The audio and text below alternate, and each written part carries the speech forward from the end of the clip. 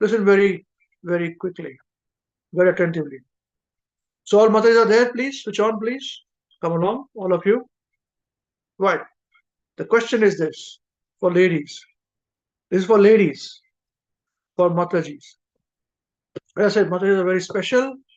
So here you go, your special question. It has to be answered by Prabhus also, by men also, no doubt about it. But we'll ask them a little bit later on. The question is this. Are we all ready? Now, the question is man versus bear. Bear, bear, bhalu, bear. So, would you women like to be alone in the forest with a bear or with a man?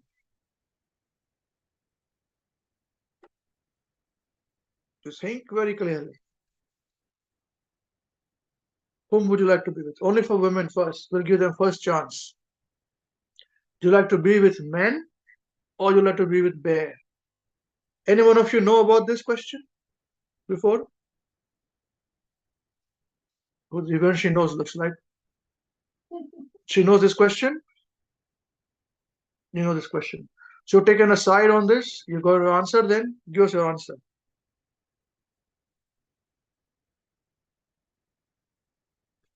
Who would like to give?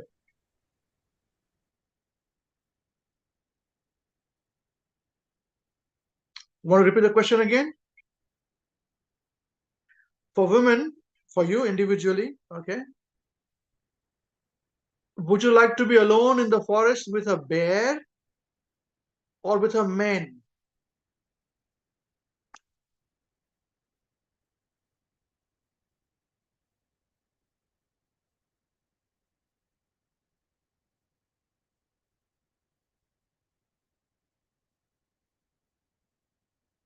I guess with Krishna conscious women, Indian women are a bit different.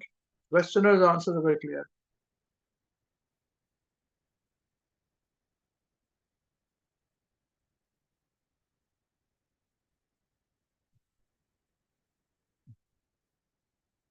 You think you are in the spot, mothers? My young mothers, are you guys in the spot with this question? Somebody should give an answer now.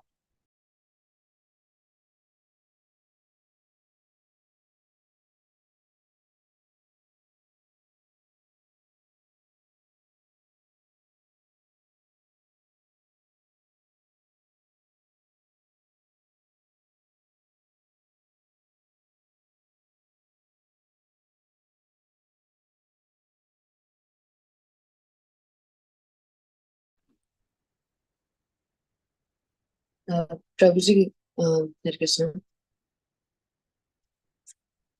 Um, I'm not.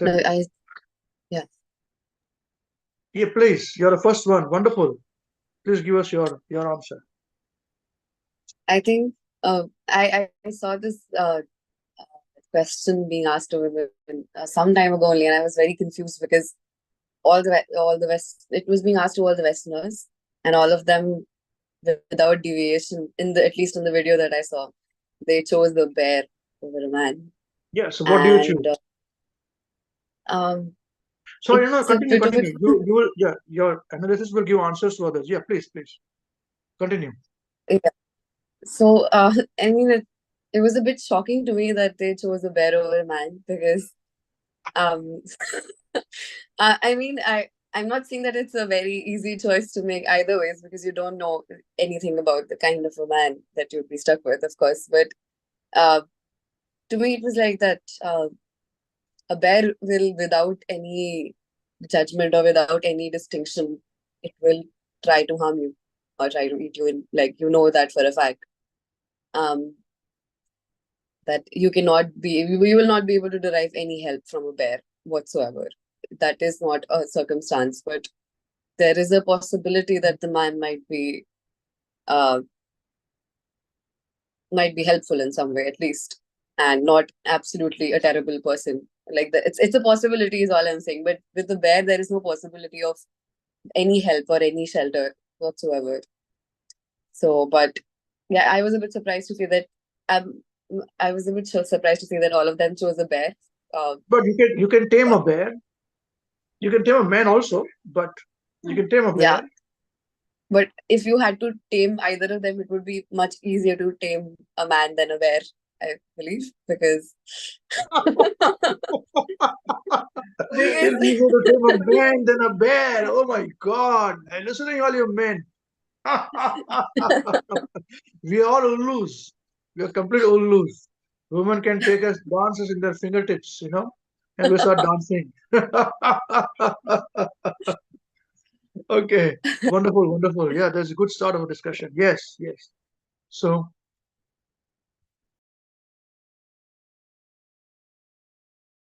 yes, so please continue, Maya. Please continue.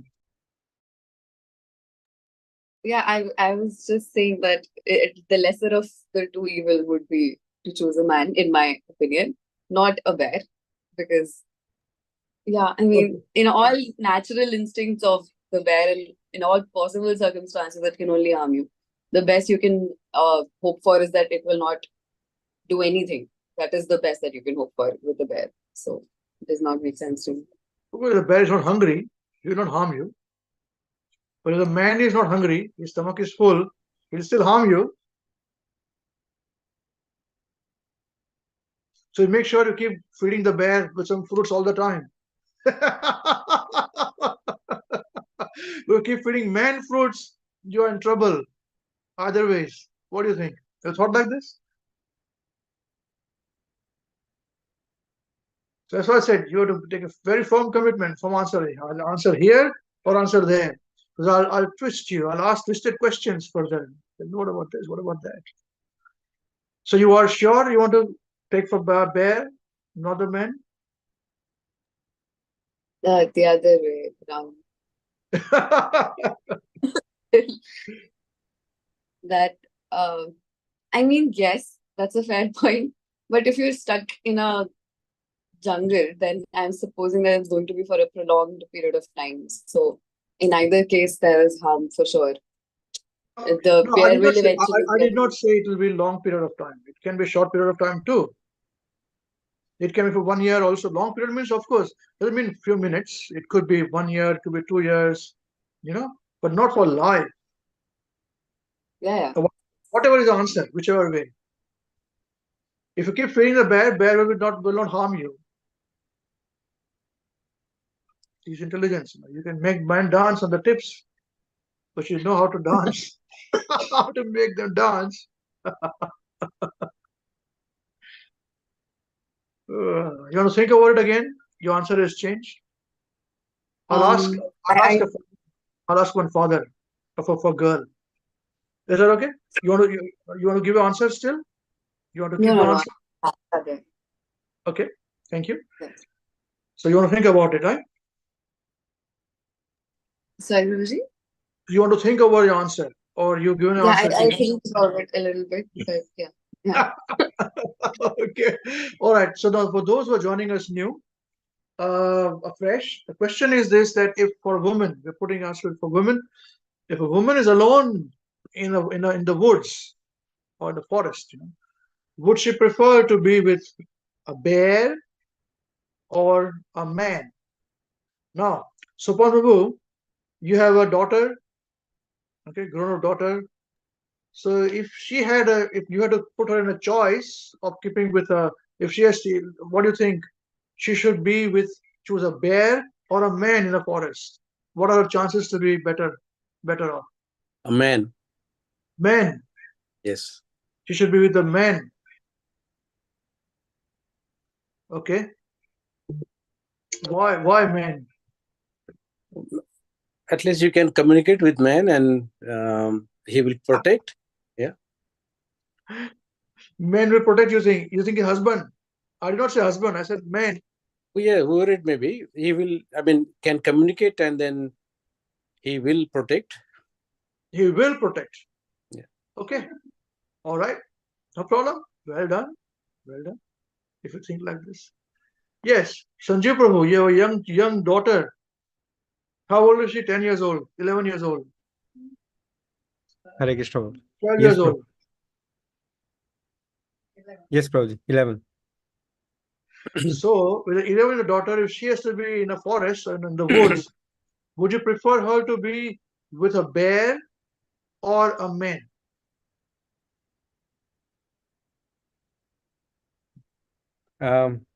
Yeah, I was listening, Prabhuji.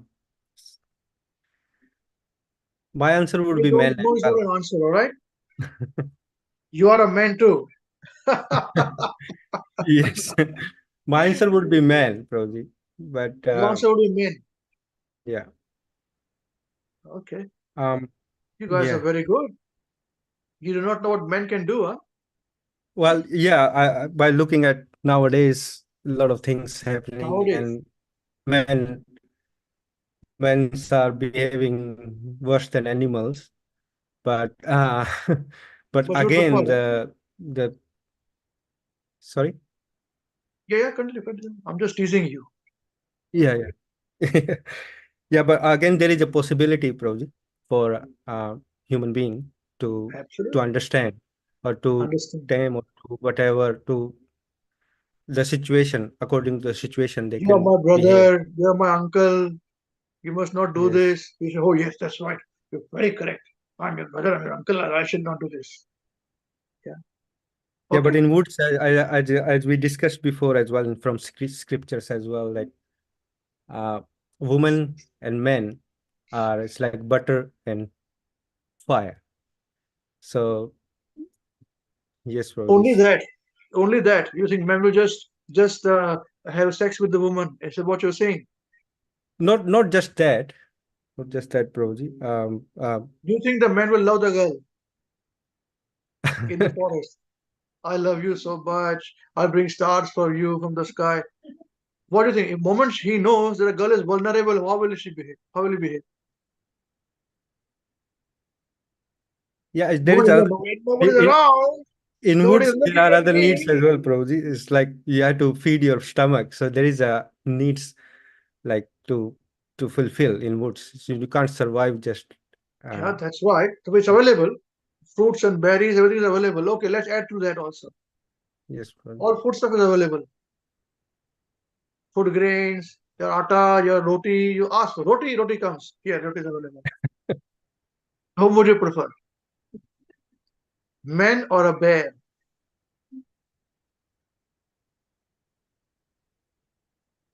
I'll still think men, Prabhuji. Men. Okay, no problem. That's all right. Subhan Prabhu, you still hold to your point of men? Yes, Prabhuji. Okay, very good, very good.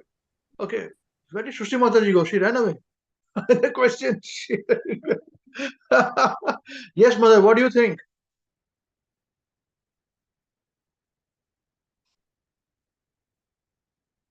Shushti Mataji, what do you think?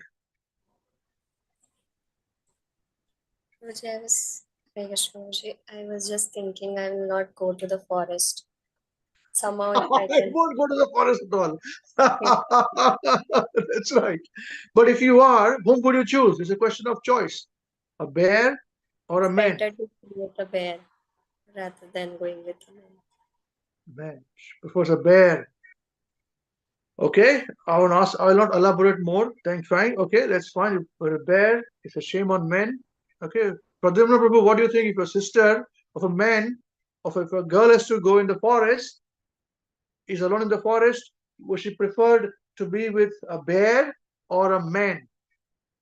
What do you think? Could be anybody, could be your sister, could be your mother, could be your daughter, future daughter, could be your niece, whatever. What do you think? I think men. Men. All men are saying men. Okay, so far only one Mataji is a woman is saying women. Okay, or three men are saying men. Okay, all right, fine. Fine. Krishnadas, what do you think? Men. Men. Men are backing themselves up. Yay! We should back ourselves up. Okay, what about my wife? What does she think? Hare Krishna. None. No. We have to have a choice. You have to choose only one, bear or a man. Bear. 2:2 for women. Okay, who else is there now? Nobody else has come. Devanshi, are you still thinking, or you've made a decision? You're still thinking. Okay, think. What about Dolly Mataji?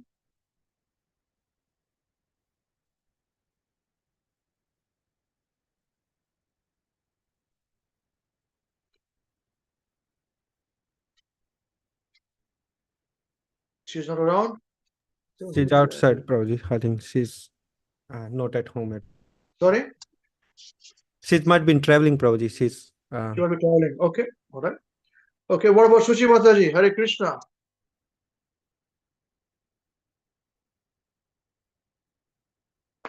Hare Krishna. No answer without looking at the camera, please. Unless you're traveling or you got something else, that's another thing. I realize. Yeah, bro. I'm just, I'm not able to turn on my camera because I'm. Okay. Yes, so what's your answer? Bro, is the man known or unknown? Sorry, a bit loud. Can you speak a bit louder, please? Is the man known or unknown? Oh, we don't know. Man unknown, bear unknown. Man unknown, bear unknown. Yes. If for a woman, if she's alone in the in the woods, would she prefer to be with a man or with a bear?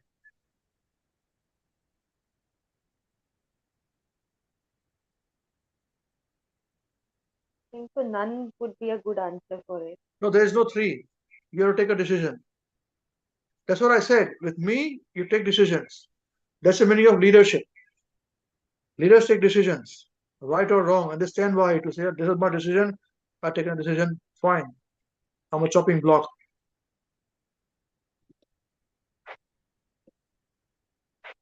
I think so. A bear. A bear. Bear. There you go. Women are 100% against men on this. Shame on you, men people. Well, I'm also a man, but Okay. All right, Devanshi Mataji. How about you? Have you got your chance to think? Man or a bear? Prabhuji, I can see good reason on both sides to make choices. So I'm Yeah, a bit that's right. confused. This is Yeah. what I we mean, have got. Yeah. This is what we have.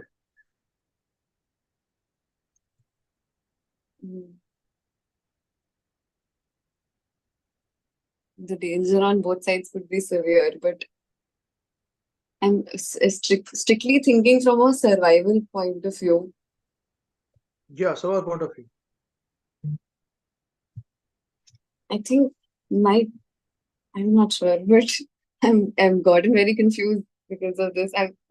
Same thing I said, that how is it such a clear choice? Yeah, Is that's something right. very People with me, that's what my wife always says. She always confuses us. She never say like this, you say like that. You don't speak straight. This is what it is, how it is. Decisions have to be taken from parameters that we know. So what do you prefer? That sounds okay. Let's see if you can think about it. If you see if somebody else is there still, joined us new, or they want to still run away from us.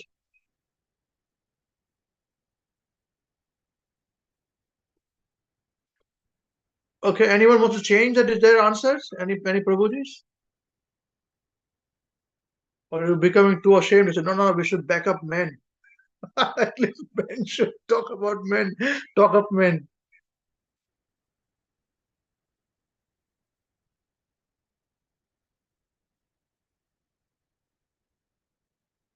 Well, I give my answer. I can give my answer. But it should not influence anybody.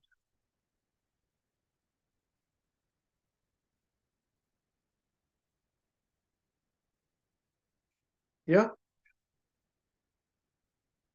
Come on, Dinesh Madhari. Enough time for you now.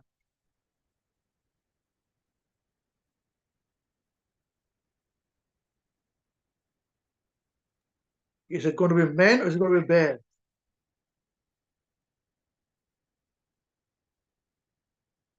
Sanjay, I think from a survival standpoint, there is definitely a chance that the man could be horrible.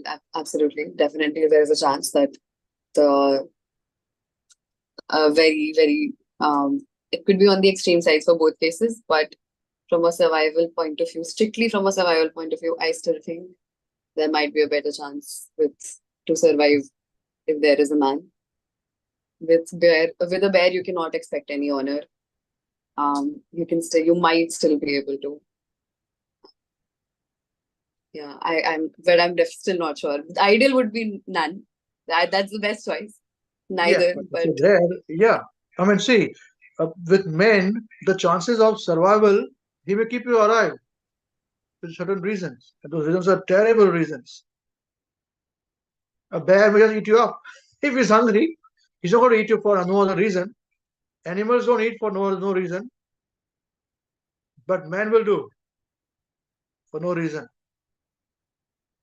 All you men, you're backing up yourself. You know, but your daughter, I would not put my daughter with a man. Unless I vetted the man, even after waiting, I'll not do it. Can't trust rascals,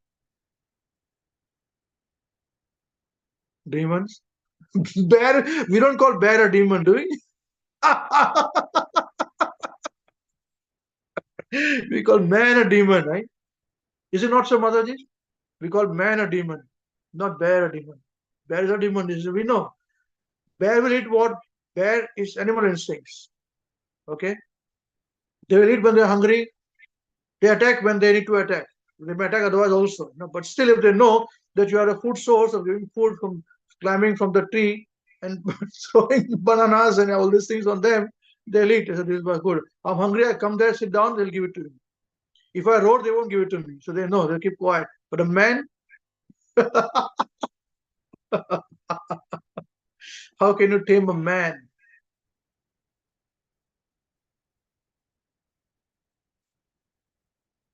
How can you tame a man? Yeah. Pradyumna Prabhu, you raise your hands. Yes, please. Please raise your hand. Yes, tell us what you want to say. I want to change my answer. You have to change your answer. Okay, you are willing to change your answer. But only once answer can be changed. Okay. So we can trick a bear, we can play dead, or we can do something to survive. But we don't know Yeah. how. We can trick the bear, but it is difficult to trick a man. Yeah, that's right. Suchi Mataji, yes. You want to change your answer to men? No, bro, but No, you're strong. No, no, no, no, no. so, but I was just thinking that with this, we are just questioning the entire men fraternity that they're going to do Yes, wrong. yes, that's right. I mean, this is what I'm not able to digest. However, my question answer will remain the same, the bear, but uh, just questioning the entire man fraternity that they will going to do something obnoxious is not what I'm uh, agreeing But then to. why, if that is not the case, why are you answering as a bear then? You should say men.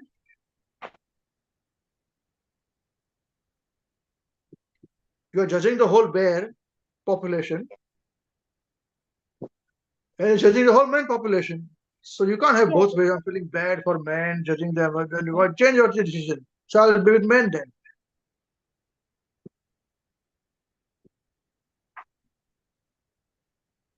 yeah, What do that's you think? why I chose bear, but still I'm Ask your mom. very positive.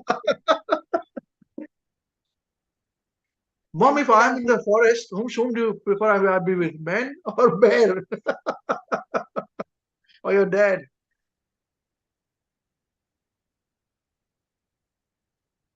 Sorry, I was just joking. Yes, mother, please continue. yeah, but yeah, I'll ask this question. It's a very interesting question to ask your mom and dad. But uh, I still feel that it's unfair. I'm still thinking on my part that why I have chosen bear. Yes. From a Your survival, instinct tells you choose a bear, not a man. That's the whole idea. Why? What did your instincts tell you that? yeah, because logically what Divyanshi Mataji said was absolutely correct. But why I have not chosen that? Because yeah, we still think we are still in a doubting position when it comes to men.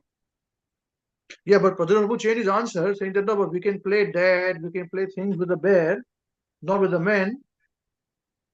He won't go away when he's hungry. When his hunger is satisfied, he'll come again.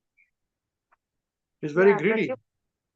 Satyendra Prabhu's answer also stands the same. Then answer his question. If the bear is fed fully, you're worried about bear, doing any physical assault on you, or just for he'll eat me. There's only one problem with the bear, right? Yeah, all of you, is it not so? There's only one problem with the bear. He's going to eat me. That's it. There's no other problem. But what are the problems with the man? He'll eat you also, and he'll do everything else also. So problem is that if you reduce the problems, if you narrow down your problems, then it comes to what are the problems with the bear? Intellectual problem? Is intellectual problem with the bear? No. The problem is instinct. And what is instinct? Food. Right. Okay. But men, problem is what? Anything can be a problem. Unless he's a gay, pronounced gay, then one problem is removed, eliminated. But still, you never know, rascal. No, you can do there also. If you're sitting alone with a woman, vulnerable woman, you can trust them. Why fathers? So Pan Prabhu Sanjivu, very good. You leave your daughter with men. In the forest, in an island, and say, oh my God, Krishna will protect me, Krishna will protect me. Yes, Devashi Mother, you had raised your hands. You had raised your hand? Yeah. You want to say something? Yes, Rudy, I think I would too like to change my answer to bear. Simply because The second time you change the answer. No, not allowed. I only changed my answer once. No? It was bear. It was man beginning from in the Yes, and then beginning. you're thinking. Okay, then you're thinking. Yeah. Right. So I now you think change the answer to the bear. rationale would be that if I had a daughter, then I would definitely not leave her in a forest with a man. That's for sure. I mean, yeah. So I was just thinking about it that your point is very valid that with the bear there is only one kind of a risk. But with a man there are unlimited risks that there could be. And then the probabilities are a different thing altogether, but yeah, definitely. At least there's only one kind of a risk there, which can be handled in some way or the other, at least. This is called decision-making process. How did I make it easy for you? What do you think, Sanjeev Prabhu? What will you do now? Still answer is with the man or bear? Hare Krishna, Prabhuji. Yes, the points you are put forward, Prabhuji, about that beer is only one problem. It's unlimited problems. So yeah, so that's helps to make a decision, as you said, that's probably to minimize where the risk is less. So yes, by looking at that, is beer is only one chance for you to change the decision. You can't change it after that. All of you have done one decision. yes, probably. Bear. Shame on men. You are a man, I'm man. Shame on men. So Pandu, what do you think? You still hold on to men? Man is the greatest. Man is best. I'm still with the man. Still with the man. Very good. One person holding the flag. Thank you. You're holding the flag for us, Supandu. Man flag. Thank you.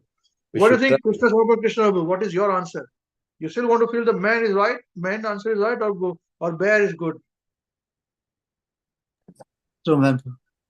Man. Don't think you are the person there in the island. It can be anybody else. Still man? Yeah, I think everyone's assuming the worst for no. Yeah. Of course. Of course. What do you mean assuming the worst? You have to, what do you think? If you have a daughter, you don't think like this. Once you have a daughter, you'll understand a different way. So you'd rather leave your daughter with a bear that would kill on a It's a zero question point of zero one leaving. percent Yeah, chance. same thing. Because the answer is this: that what are the problems faced by men with a man or with a bear? With a bear, is only one problem: food. With a man, there are unlimited problems. So then I will think, oh, she has got the chance of survival by solving one problem. Otherwise, this guy will make a life hell. That's a big assumption. Oh, 100%. 100%. But based upon the parameters we have got, we have to choose. What to choose? I'm still choosing That's men. why- Okay, no problem. Two of you are holding the flag. Krishnadas. So there is a also like what that is saying. There is a known factor and unknown factor. So bear, you know what is the risk. So will you take a known risk or unknown risk? But what's the risk? Sorry? What risk does the bear pose to you? Any risk. They can do anything. Exactly. The bear can kill you, right? So it's a question of whether you want to be killed, is just killed, or you want to be, you could be dishonored. Anything could happen. But again, Not just that's dishonored, slave, Anything. that's a big Better to dismembered. be killed than to be, I tortured. don't think that's a fair assumption to make. Surprised. I I'm do not surprised think at your answer. Completely surprised at your answer. That's I'm why just saying challenging. I'm saying I don't think it's a fair assumption to make about a man. That's what No. I think. It's not an assumption. It's a possibility, right? So many But is it permutations. not assumption on bears? How There's dare only you? one Bear assumption, has a but right to also. there's no different permutations and combinations there. There's only one thing, it'll eat you up. That's all.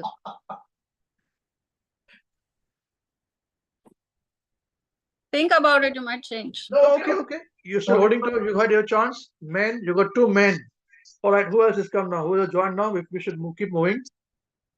Because we don't want to spend the whole program on this, man. It's a big debate. So what about Sarojini Matari? What do you think?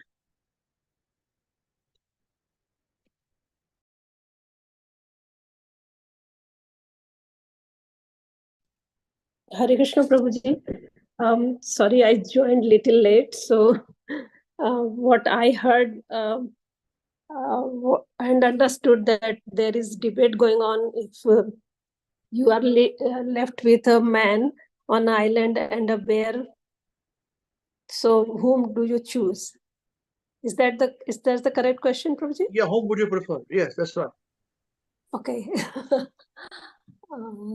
Difficult. Yeah, but you have to give an answer. Most of the Okay, people have changed their position and they are holding, Mhm. they're saying what they're saying. What do you think?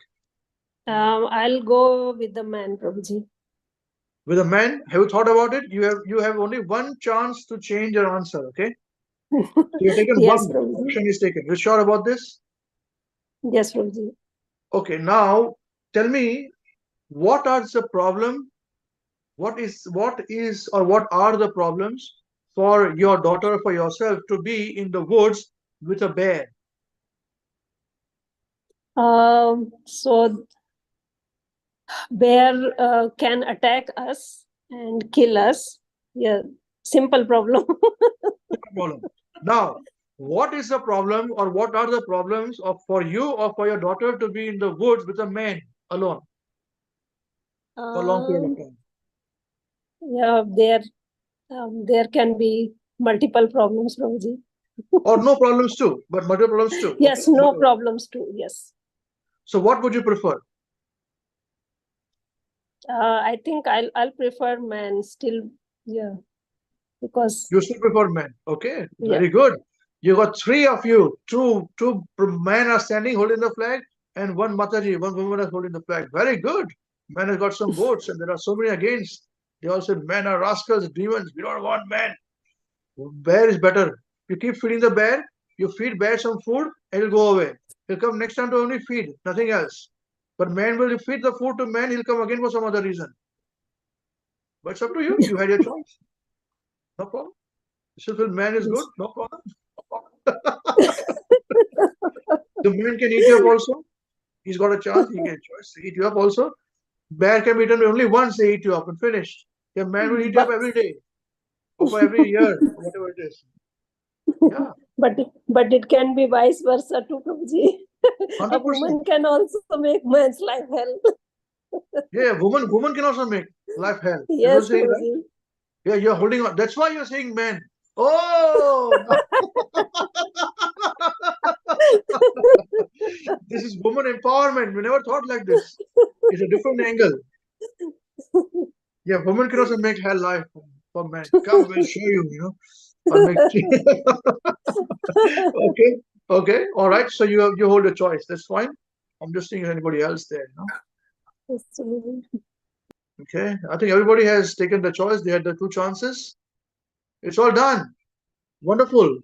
Somebody has joined here. Who's joined us? Somebody joined now?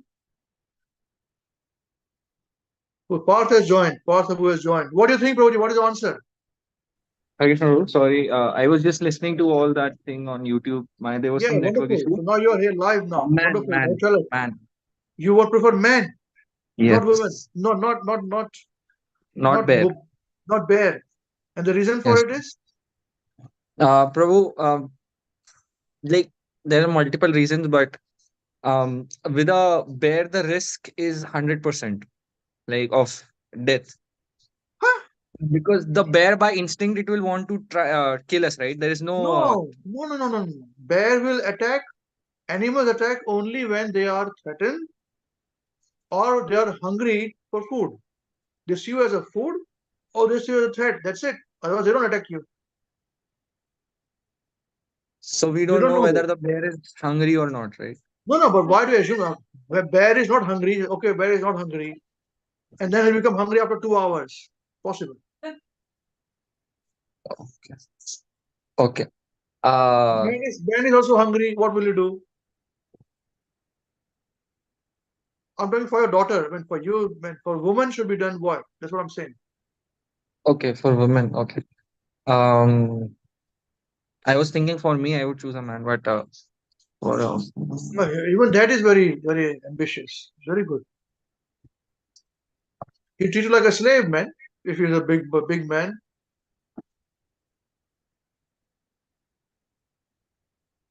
You have only one chance. You first chose your chance. Now you have only one option left. All right. So bear or man. So bear has got a problem. You have a problem of bear of what? Physical harm. Only thing. Whatever. Means either death or physical harm. Attacking you if they're threatened, or they're attacking you when they're hungry. Any other problem with a bear? For a woman?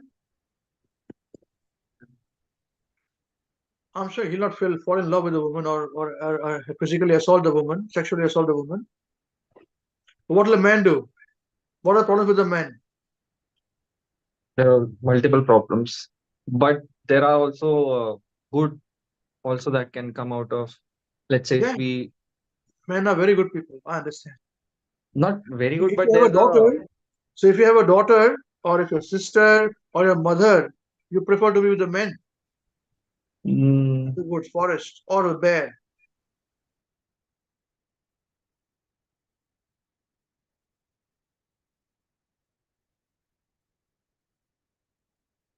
I'll think some more and come back to you. About the female part. Yeah, it's for female. Yeah, women. It's not for men. Man, rascal should die, whatever it is. Should die now only. What is it? Women needs protection. Okay. All right. I think everybody is done. I don't think I can give you so much chance, Prabhuji. There are not many one of you left.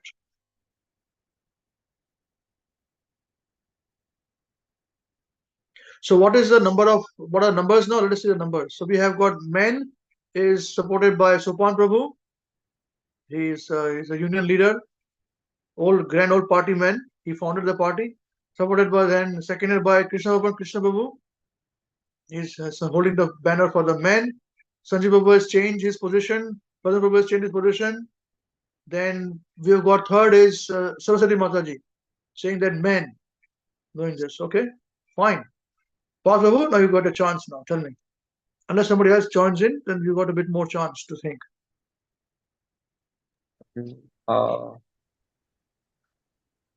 I would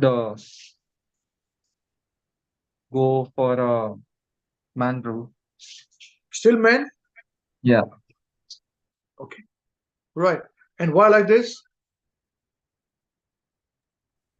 Prabhu, I think like yeah, like for like the man is a human being unless we are talking about the worst 5% of the population of, so we are assuming the worst kind of man, right, there is in the I do forest. not know. It's up to you. What would you Yeah, prefer that's for what your wife, I'm your just daughter, yeah, I'm for your just sharing wife, the or your thinking. daughter, or a mother, or somebody? What would you Yeah, prefer? just the thought process. So we are considering that the man is there's a bias over here, like we're assuming the man is the worst and the bear is somewhat good, like as in the worst of the men we are with, the man will showcase his like how worst he can go in character when alone in the forest. That is an assumption, but Yes. we are not assuming what if the bear also he's No, very hungry or bear will become hungry. He'll be hungry. He hungry in the morning. He hungry in the afternoon. Hungry in the night. yes bro. But if he's fed in the morning, he'll not be hungry till next day morning. 20 minutes already, no? Yes bro.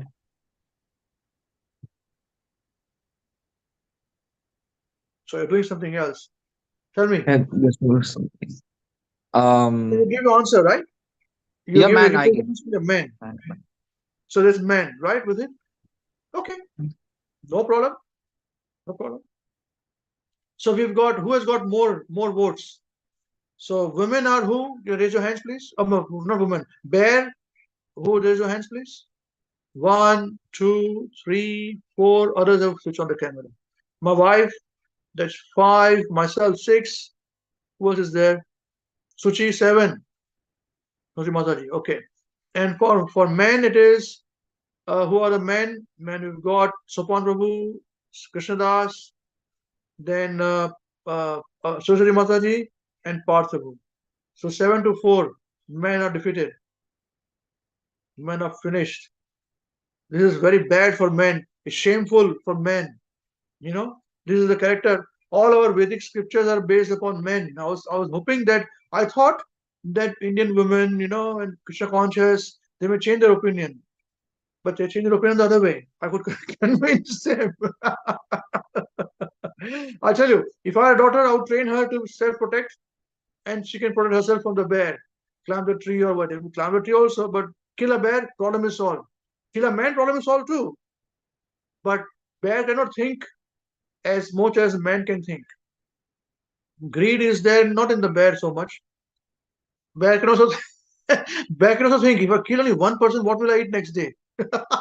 But if she's feeding me food all the time, I might as well keep her alive, Anyway, that's just a joke.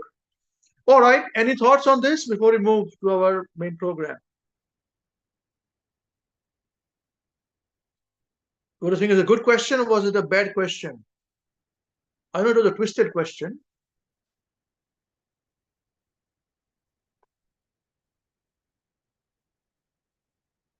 See, this is the problem, you guys don't think, we have to make you thinking also. So our job is not only about Krishna consciousness teaching philosophy. Our first job is to make human beings. And after human beings, we have to make you think. That takes a lot of energy. People don't think. They think very shallow, only so much they think, and it's done. They do not think deeply. And if you are going to remain with us, you have to become a deep thinker. Why like this? Why not like that? That is the reason why I asked you, and I say, what if you change your opinion? You change your opinion. This will make you a bit deeper in the thinking. So the idea is this, that how fast we can take decisions by going deep on the subject. That is the most important thing. Otherwise, I mean, yes, you can chant Hare Krishna, but love of Godhead means Krishna is a very intelligent personality. Radharani loves Krishna. Krishna loves Radharani because she's also super intelligent. Okay, so that's the reason why we make you think.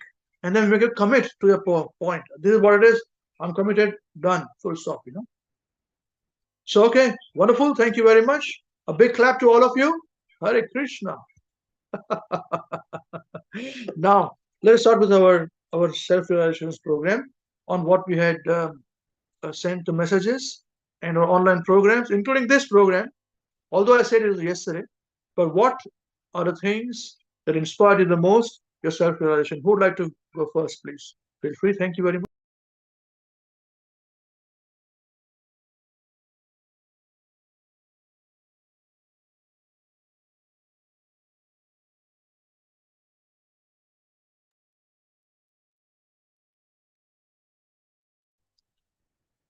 Hare Krishna, dear devotees. Thank you, Purnapanda Devidashi. Thank you, Amrish Das Prabhu. Thank you, Krishna Samarpan Krishna Das Prabhu, for giving me an opportunity to give my realization. So my realization from a calendar, which Prabhuji has, the 10th of May, the melody is that we may have so much with us, but we very well know that the next second I will not be there, and this whole collection of my whatever bank balance or houses will be enjoyed by somebody else. So it is better that Krishna enjoys. This is the thing. So my relation from this one is like what we were discussing now. It is a little bit related this one as well. This because we always think that we need more, even if we have sufficient, especially the materialist people. So I came across with a couple of Srila Prabhupada's lecture and one from Bhagavad Gita, chapter 5, verse 2. I'll just read the Bhagavad Gita as it is, where the Lord says that, Sri Bhagavan Vacha, Sanyasaha karma yogescha nishresh kara ubho tayostu karma sanyasat karma yogo vishishyate.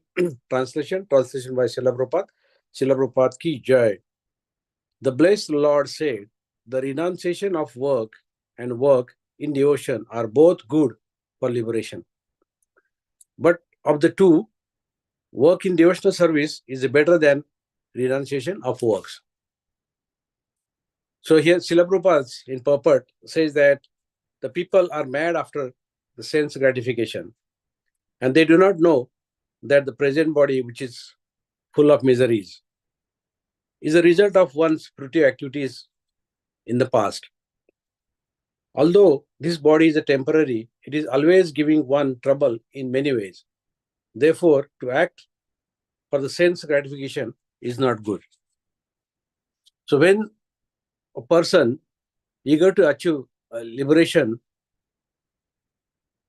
renounce things related to the Supreme Personality of Godhead, thinking them to be material, hence it is incomplete.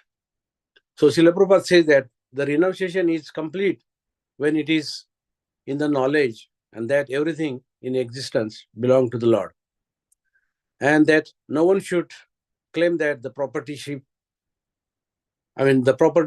over anything. So one should understand that the factual actually nothing belongs to anyone. Since everything belongs to Krishna, everything should be employed in the service of the Lord, or maybe this is the perfect form of action in Krishna consciousness. So whatever we got, property or money, we always should use for the Krishna. Also in Bhagavad Gita, chapter 5, verse 10, Srila Prabhupada mentions that one who knows perfectly well that everything belongs to Krishna and that he's the proprietor of the everything, and that everything is engaged in the source, in the service of the God, naturally has nothing to do with the results and his activities.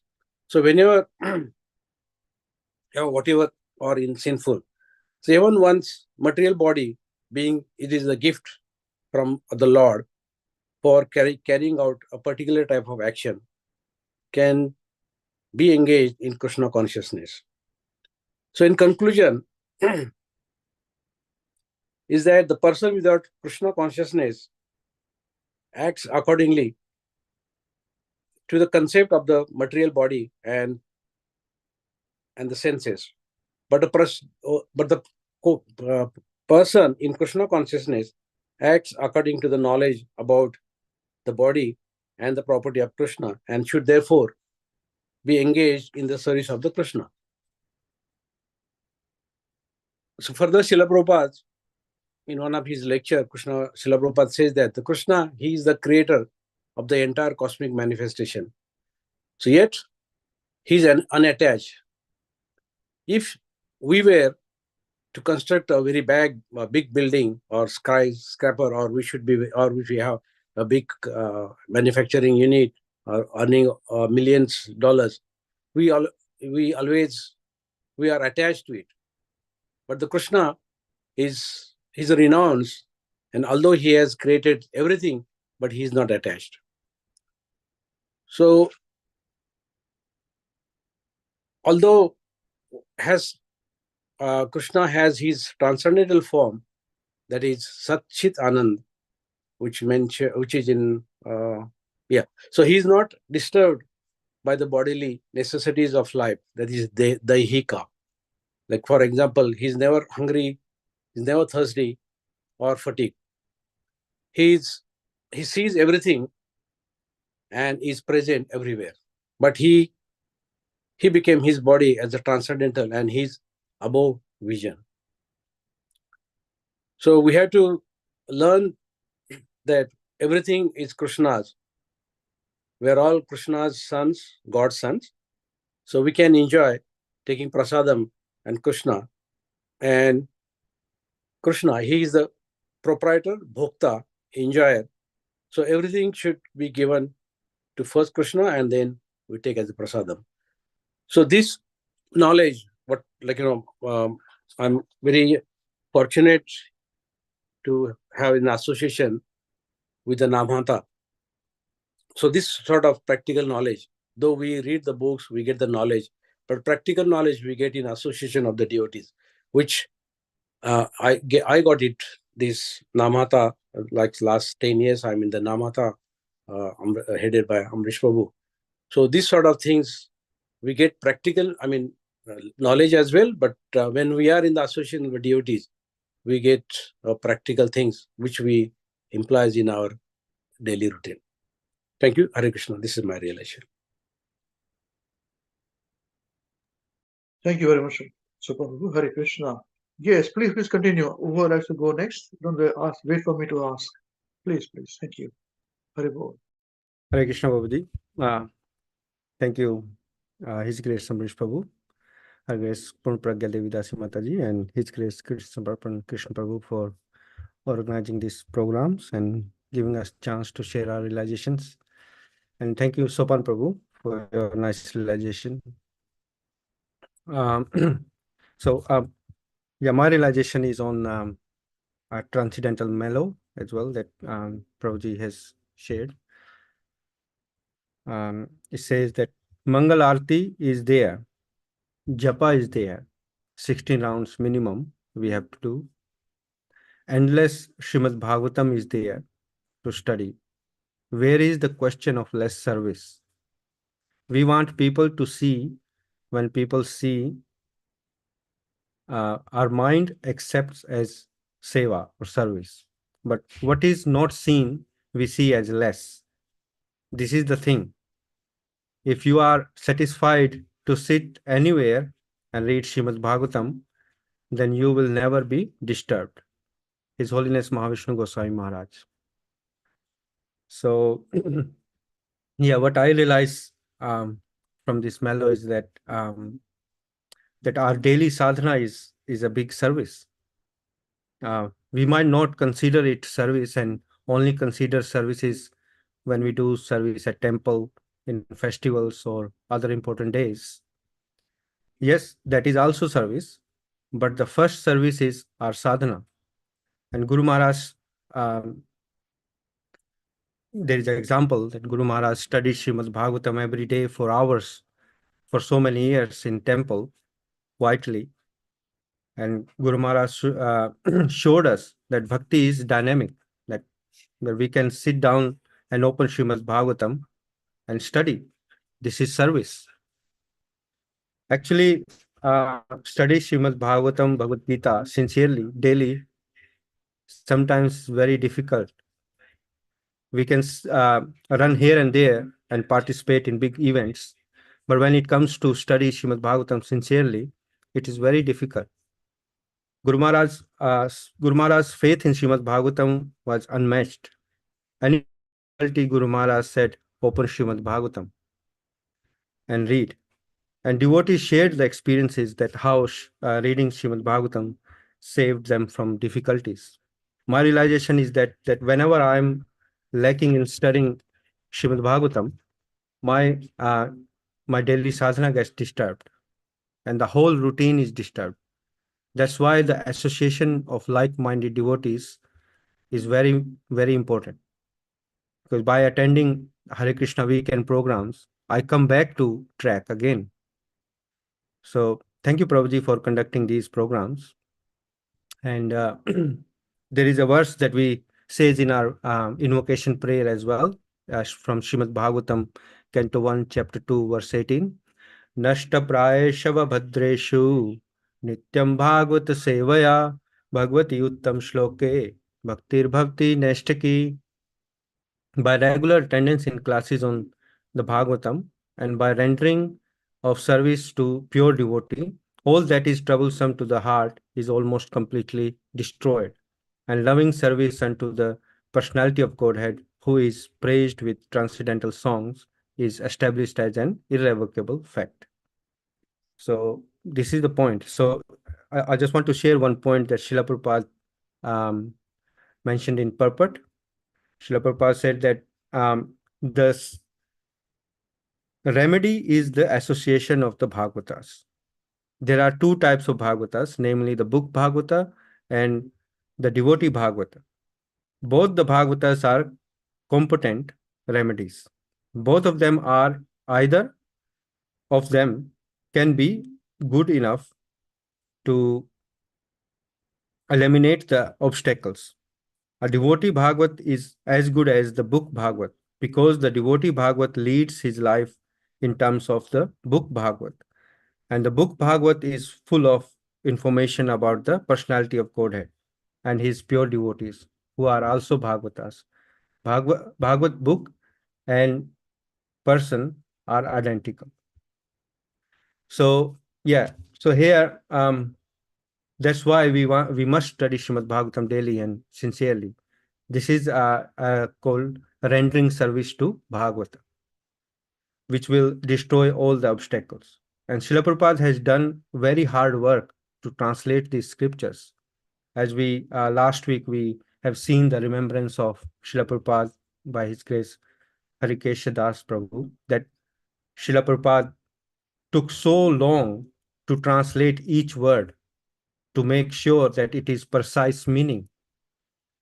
And that's why reading word to word translation is very important. And when we're studying verses, and that's how we get trained. So I'm very, very grateful to His Grace Ambrish Prabhu to teach us like that, taught us like that, that word to word translation is very, very important. So there is another, after this, there is another point that I have realized that there is another mellow of Guru Maharaj's calendar that Maharaj saying that the main characteristic of a sober person is that even in agitating circumstances, he is not agitated. This is initiation. Otherwise, what is the use of initiation? Nothing. Nothing else to be learned. You have to learn this first. So I have realized that how I become a sober person. So studying in different verses. So sorry, we have studied in different verses that a sober person doesn't get bewildered and he control his senses. So sober person is called dhira person. So I have realized that when we go to Srimad Bhagavatam daily, that make us dhira, that make us sober. And this is the initiation. There are plenty of situations in this material world which agitate us. And in Srimad Bhagavatam, it says, Padam Padam cha vipada. So every step there is danger. But Dhira person sees Krishna's hand in everything. So this vision we get from Srimad Bhagavatam. So as Guru Maharaj said that, and Guru Maharaj always 100% believed in Srimad Bhagavatam. So studying Bhagavatam is very much needed to become a Dhira person in our life. So these are the points that I realized, Prabhuji. Hare Krishna. Thank you. Thank you, Prabhuji. Hare Krishna. Yes, please.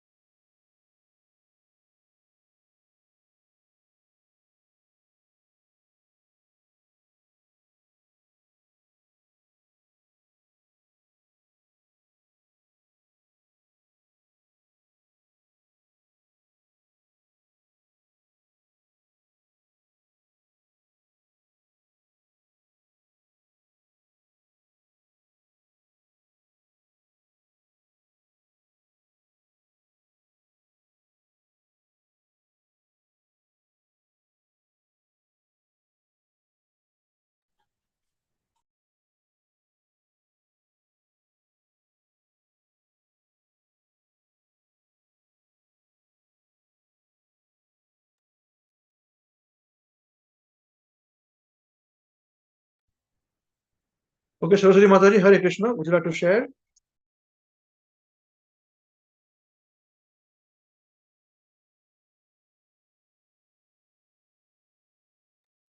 Hare Krishna. Just a minute, Prabhuji.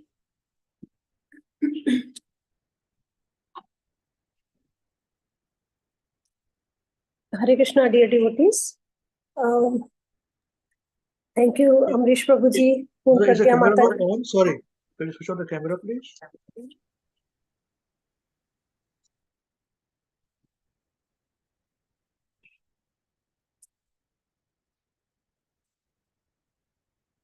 Hare Krishna, dear devotees. Thank you, Amrish Prabhuji, Pragya Mataji, and Krishna Samarpan Krishna Prabhuji for giving this opportunity to share our realizations.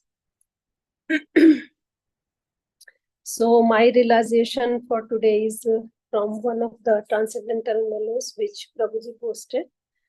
The mellow is, our life has got to be cleaned every second of our existence. If the life is not clean, if the consciousness is not brushed every second, then it gets dirty. And as soon as the consciousness is dirty, then reality becomes completely hazy. And as soon as reality becomes hazy, we lose the real existence of our life. And that is why hearing about Krishna is very important. His Holiness Mahavishnu Goswami Maharaj ki jai. So Krishna consciousness, which the movement which is actually basically preaching, is that how we change our consciousness, because our consciousness is different when we come to Krishna consciousness, know about it, because we were thinking so many things and our habits were so bad, and we were not even thinking that the lifestyle which we are leading at that moment was not right. And this realization comes when we meet some devotees, we see their lifestyle, we see how they behave in their lives, and what is the right thing which is prescribed in our scriptures. and why we are suffering so much physically, mentally, and socially, whatever problems we had. So this, I realized it when I came in contact with devotees and closely observed how they are actually performing their daily routine, how they are doing their bhakti plus their material things as well so nicely. And initially it's very difficult to just absorb everything which Krishna consciousness teaches us, but with the help of the devotees, with their mercy, it's not hard actually. The path becomes really smooth, and if we are determined, we can go ahead with it. So as we also always sing Chaitanya Mahaprabhu's prayer, Cheto Darpan Marjanam, Bhav Mahabhavagni Nirvapanam. So always our consciousness, because we are in the material world and all the things always constantly polluting us, but there is very simple way which we learned when we went in Amrish Prabhuji's classes, that how to come out of these material things and how to clean our consciousness. So that was as soon as you come home from your work, just do your devotional service, and in the morning same routine. And then that routine we started applying in our life, and slowly consciousness keeps changing. From normal consciousness, it becomes Krishna consciousness. But still, we do get our consciousness gets dirty, and it's very important to do our daily sadhana and clean our consciousness. So that's why this process is given, that daily chanting 16 rounds, daily doing Mangalarti, daily reading of scriptures. That's how we clean our consciousness. So this is the process which anyone can imbibe in their lives and get their consciousness clean.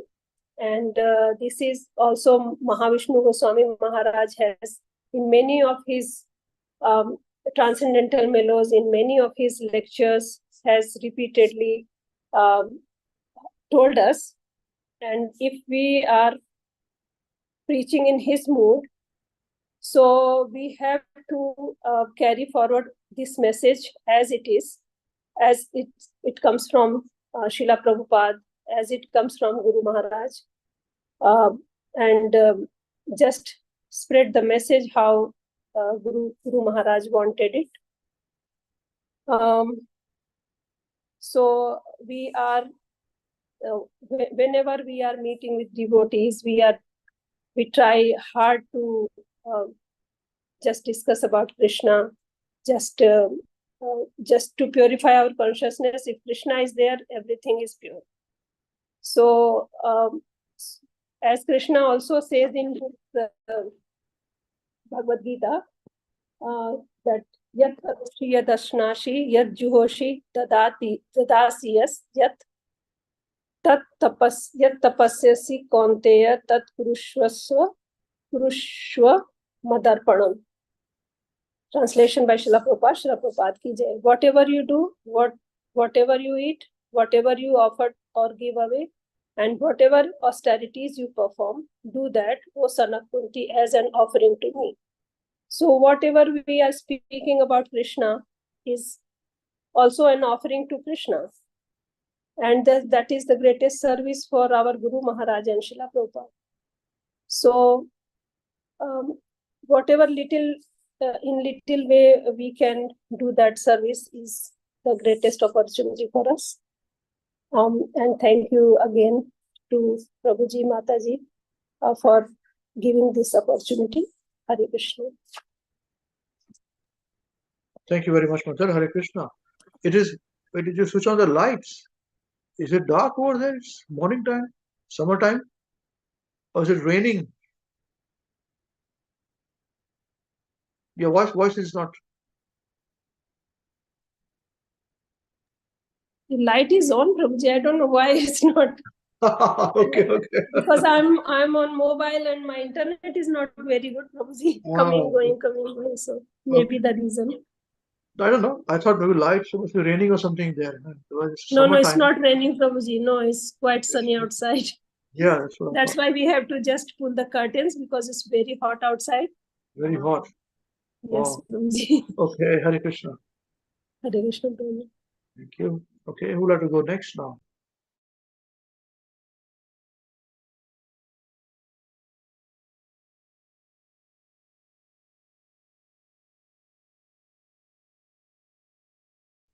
Hare Krishna, can I share my relation?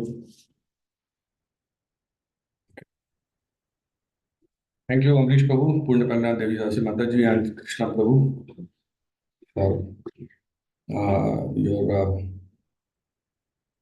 this opportunity, creating this platform for us to learn, realize, and share and practice and things.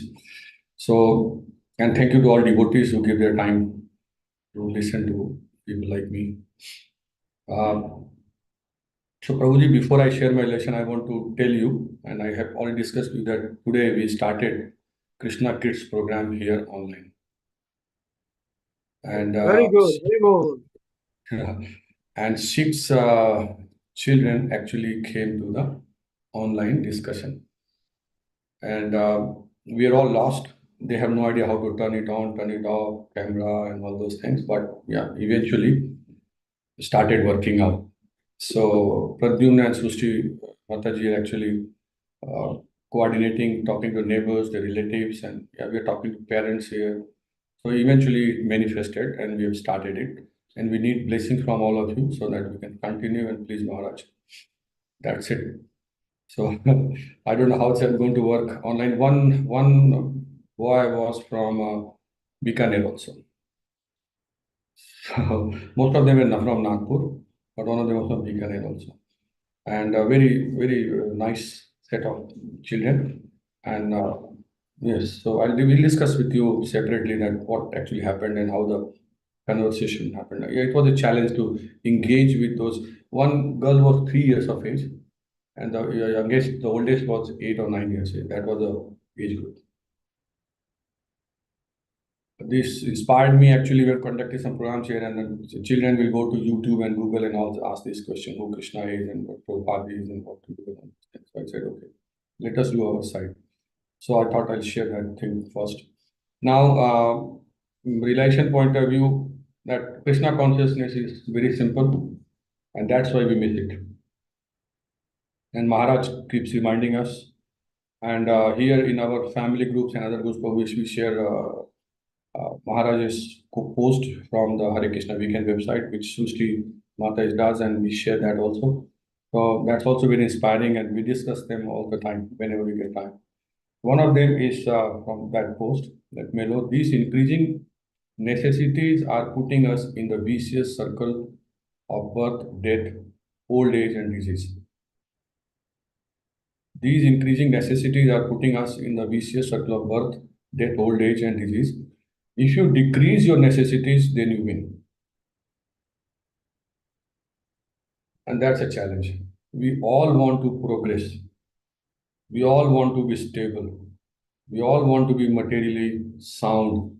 And we give all the arguments to ourselves that how we become sound. And indirectly, we tend to complicate our situation. That's what Maharaj is saying. And that's the question everybody asks. I'm growing, I'm doing this, then how I can do bhakti? I'm doing this, how I can maintain this, my lifestyle. So the material world is designed so that we are forced to do things and keep progressing. In the business world, it is said that if you're consistent, actually you're dying. So you have to keep progressing. So graph has to go up. If you're not growing, then you're dying. So that is the education the material world is giving. And then the other discussion we were having just some time before with some parents, the grown-ups. So I had the opportunity to take the class from the young children and the grown-ups parents. So they are both different sets of realizations. So the question which came, which I would like to share here, the verse we're discussing was yes, from Canto 2. Yam hi na vyatyanti te purusham purusharshabha sama dukkha sukham dhiram so amritvaya kalpate. And translation by Srila Prabhupada. O best among men, that Arjuna, the person who is not disturbed by happiness and distress and is steady in both is certainly eligible for liberation. Very, very simple verse. And the purport is very strong, where Prabhupada is talking about taking sannyas. That how Chaitanya Mahaprabhu took sannyas and all that, taking sannyas.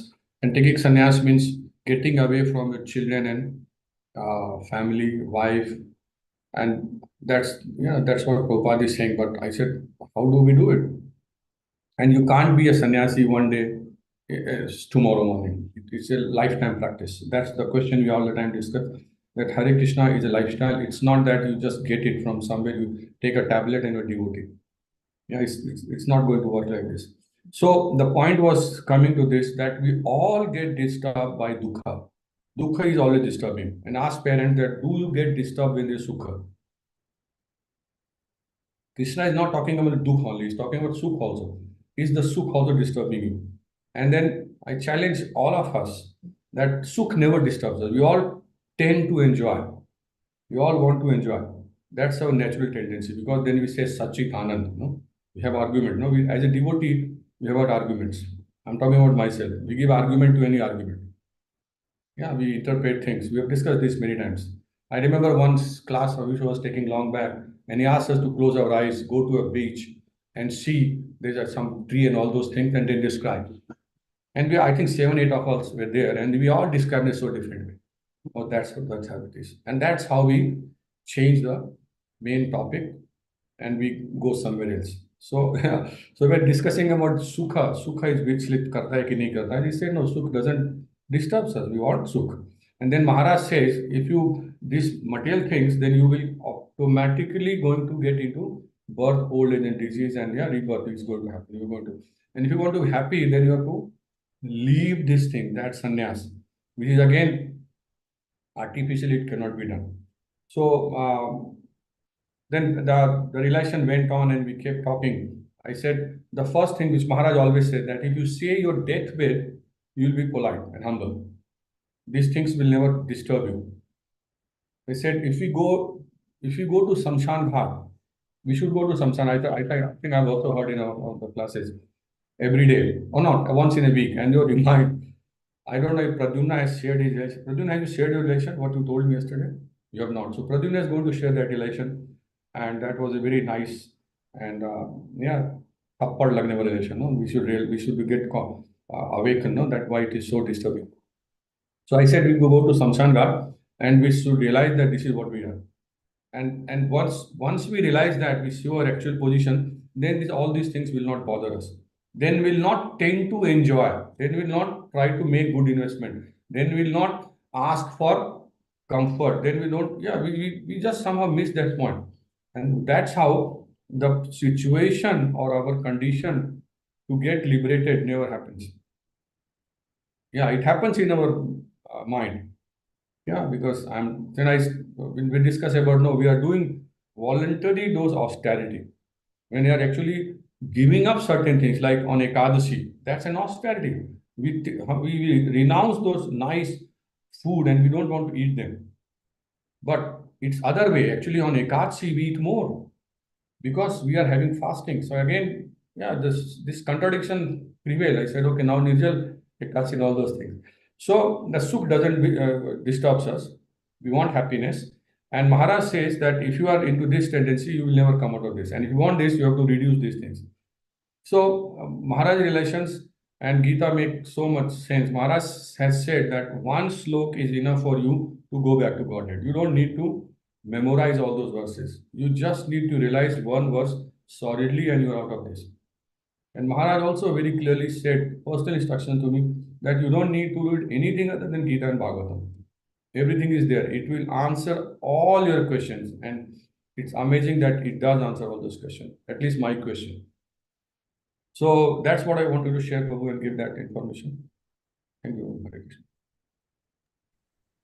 So thank you very much, Prabhuji. Hare Krishna. And very nice. The children's program, Krishna's Kids program is the best. Please let it continue. Let it grow. Their future generation. The future generations. All the You're so best. right. We are basically misguided, and the media and everything, nobody is looking after them. We are all trying to, like you say, AI and all those things they have to actually face. The mess we are creating, they have to go through all those things. What we have seen, what these young people are saying, what they will see is totally different. Quite true. Quite true. Hare Krishna. Yes, who would like to go next now?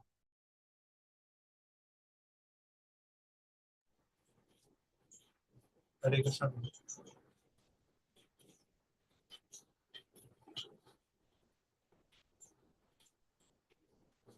Thank you, Amrishu. Thank you, Purna Mataji. Thank you, Krishna Prabhu, for allowing me to share my realization on this program. So, I want to share realization on the class that we had a few days ago. What is bigger than life? It is related to that. So I just had one incident.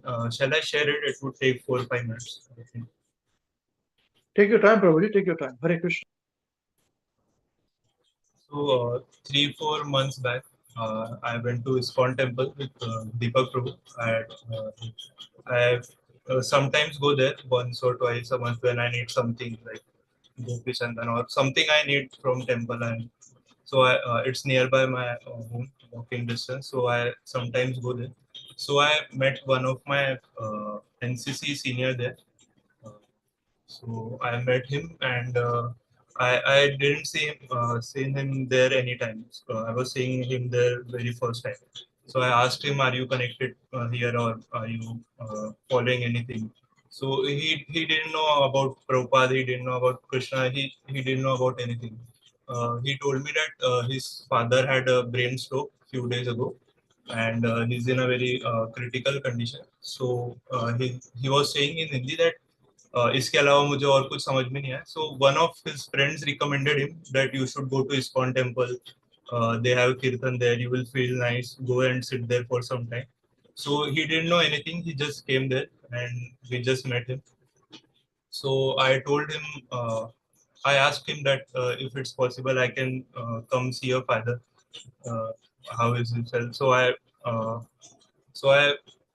went there after some 2-3 days, and I used to check up on him. Like I used to ask him how is your father's health, like every day, and sometimes I used to take prasadam for him because they are very not financially stable, or they are very from we can say like poor family, and they're very struggling.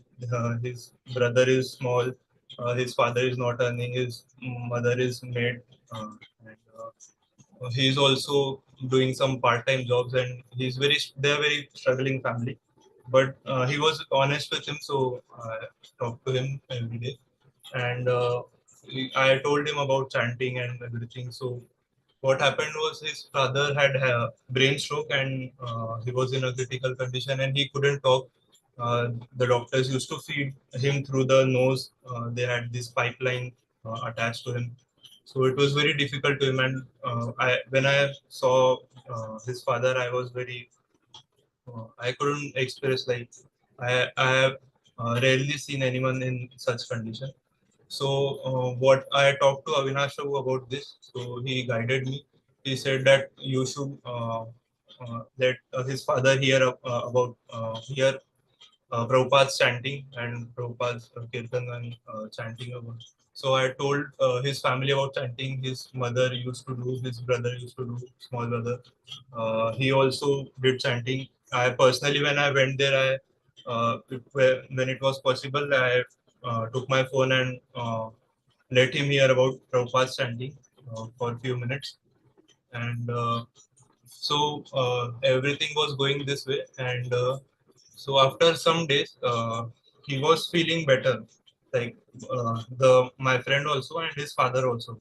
So they discharged him from the hospital, and they were finding it very difficult to pay the bills, and they got some help from some NGO or some organization. So after a few days, his father was a little better, and they brought him back to home. So I went his home also, and I got to know this after like 2 3 weeks later that they are from a Buddhist family. They have no conception of God. They don't know anything. They don't even know about Krishna, Vishnu, what is difference, who is Prabhupada. They don't know anything. So when I went to their home, it was very like whole community was Buddhist, and I was there, and we were chanting. His father was lying there on the bed, and his brother, him and we were chanting there. So he asked me to that we can chant. So we chant first round, and then I was putting my bead bag in my bag again. So he said that we should chant one more round. That he was feeling good. So we chanted one more round. I used to get in touch with him. So his father was recovering very well then. So and from 1.5 month, I helped him in some way that I could. Like if I used to call him sometimes and talk to him for a few minutes. And what happened 2 3 days ago that I lost touch with him because he was recovering, and I was also very busy with my work. So few days ago I asked him how is your father's health. So he told me that his father fell from the bed. For 2 minutes his brother went somewhere, and his father fell from bed on his head. So he's in a very critical condition. He's in the ICU, and he there are very rare chance that he can survive from there. Like doctors have said that it would be miracle that if he come from this condition. So I went yesterday to the hospital.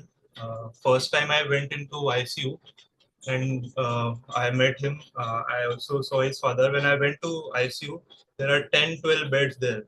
Like, it is a government hospital ICU, so 10 to 12 beds there, and each bed there are beeping of that ventilator. Everyone's on ventilator, and almost everyone is looking the same, and the beeping was going on there. I was like, this is like time bomb. Someone will go off now. Someone will go off now. He was telling me that 2 or 3 people besides my father have gone today, and everyone is going day after tomorrow. Every day someone is going from that ICU. So that was very horror type situation I first time felt that. So I couldn't tell him more. I couldn't tell him all the philosophy and everything. I just told him what we can do is we can only chant and pray to God. That there is nothing else in our hands now. And it is he's just few minutes ago also I asked him if his father is okay. He says he's getting critical every day.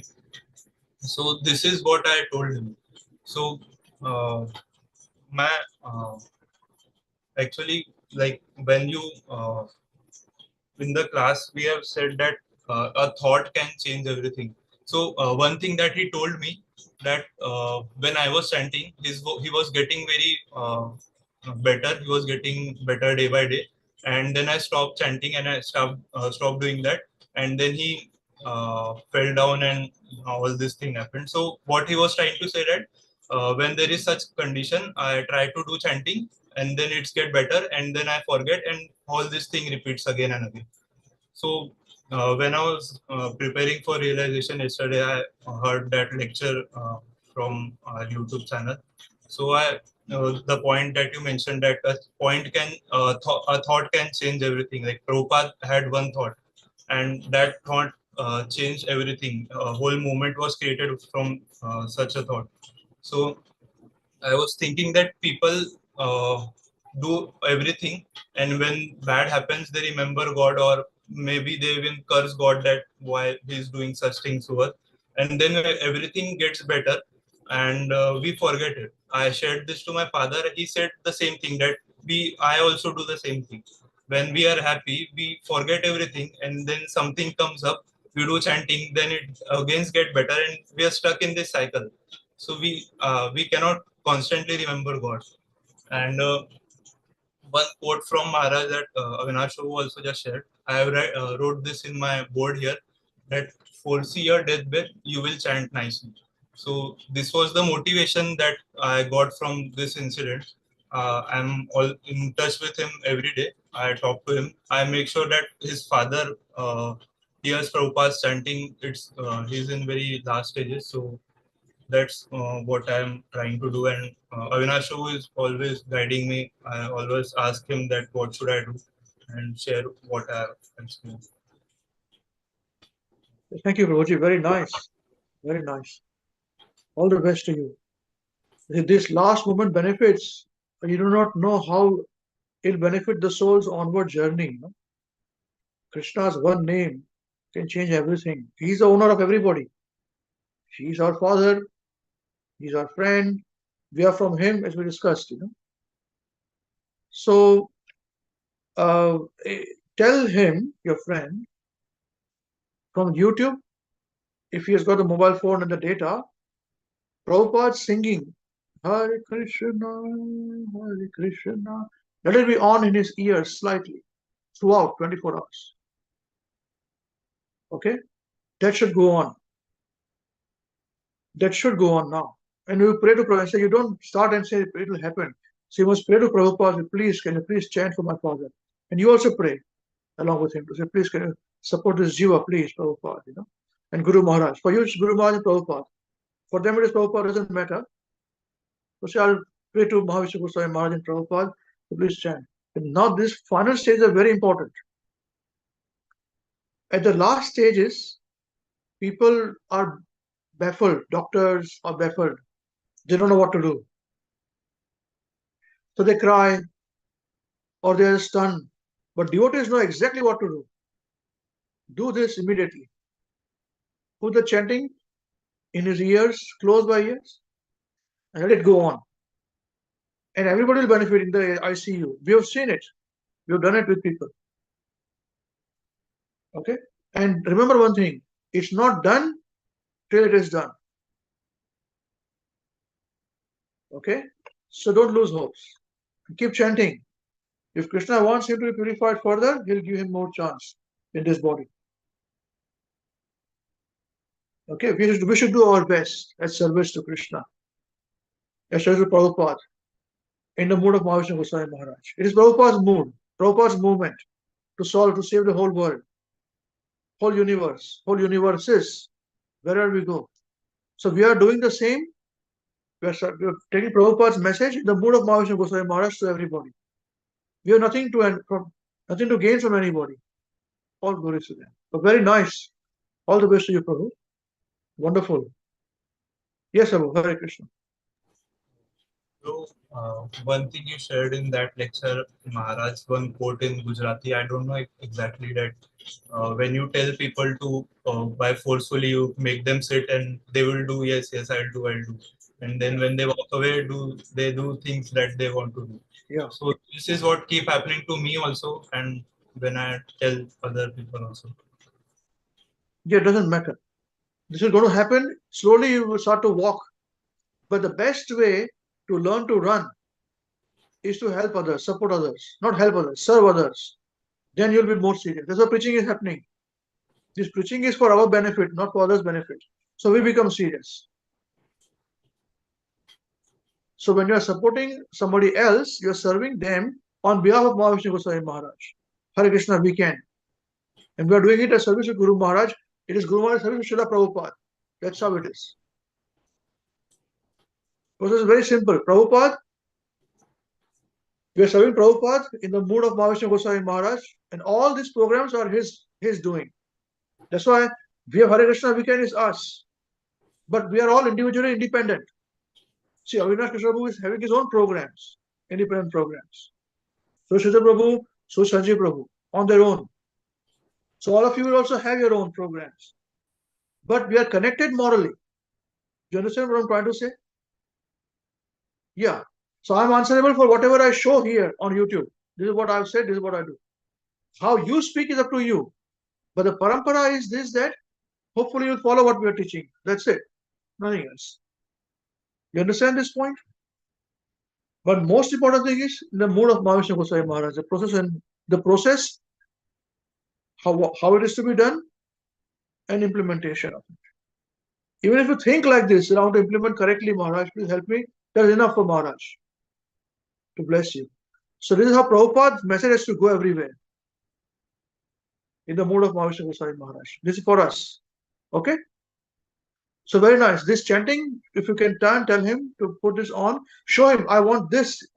Put in the URL. Message the URL. Hare Prabhupada singing. Hare Krishna. Hare Krishna, Hare Krishna, Krishna Krishna, Hare Hare. A bit faster. If the brain is not working, then just slowly, it's very soothing. And everybody else will benefit around also. And I see you. Okay? Very nice. All the best to you. Wonderful. And all the best to Avinash Prabhu also. Very nice. All the best. And Saraswati Mataji too. Okay. Who'll have to go next now? Hare Krishna.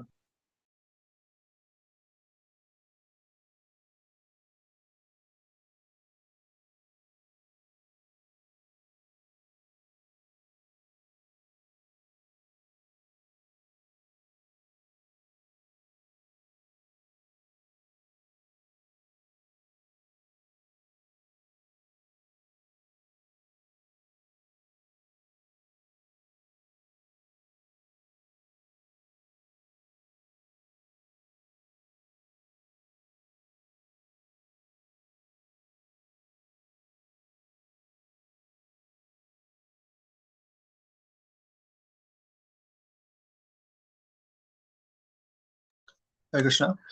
Thank you all, the devotees, for the very nice realizations. My realization is from Transcendental Melody by His Holiness Mahavishnu Goswami Maharaj that was shared on the 31st of January. We must always see and accept the plan of Krishna. Seeing the plan of Krishna is also not enough. After seeing it, we must accept it. If after seeing you reject, then you are again in difficulty. If you accept, then your vision and the vision of the Lord are in one line. When that happens, then there is no oscillation of the mind. There is peace. So this is a very, very striking quote by Srila Gurudev. And, for me personally, in reality, every day, it's an everyday thing where we have to see the hand of the Lord, in our lives.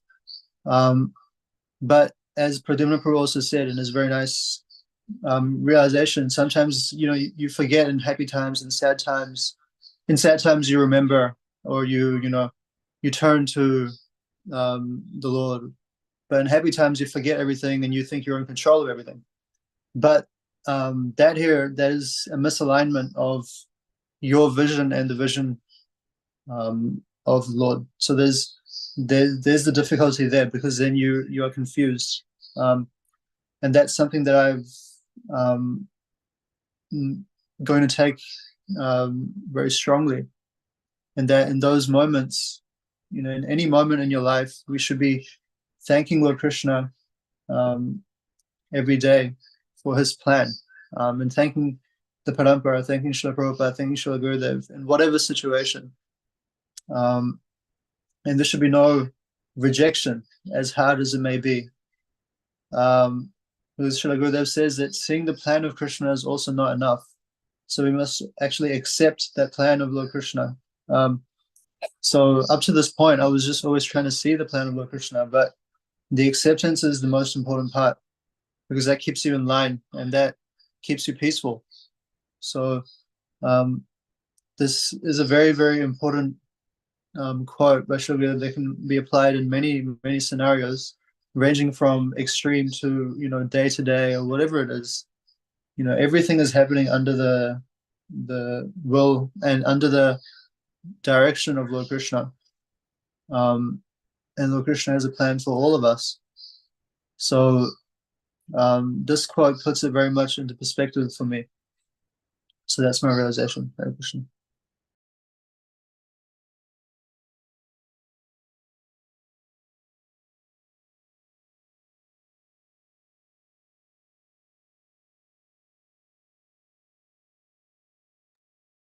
Hare Krishna. Thank you, Babuji.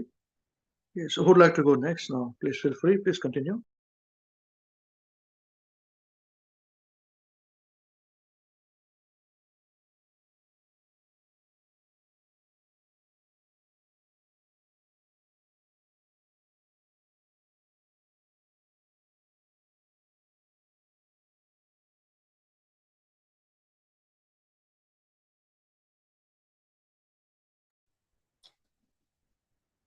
Hare Krishna Prabhuji.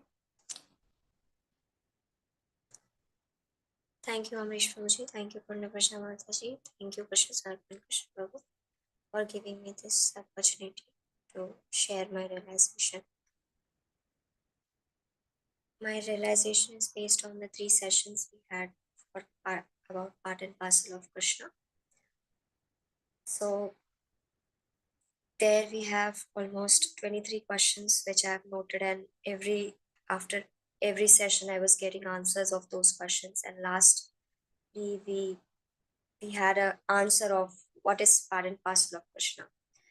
So in between those sessions I was thinking a lot of questions, and every now and then there were so many questions which arised, and I have never thought in this way. And I was posting Maharaj's course, and with that I was posting some of the questions in our family group, and I was also getting answers of those questions. So this interaction I have never had with anybody, and with that, when all the answers, when I was having all the answers of the questions, I was checking my notepad and I was getting answers. I was thinking, okay, the first question which arose was, what is part and parcel of Krishna? What is bigger than life? Then there were so many questions, like I want to recite those questions. How many spirit souls are residing inside the body? And there were questions like, ants cannot see. Big ants with bodyguard ants see human beings. They know that they'll kill them. Still they are fighting.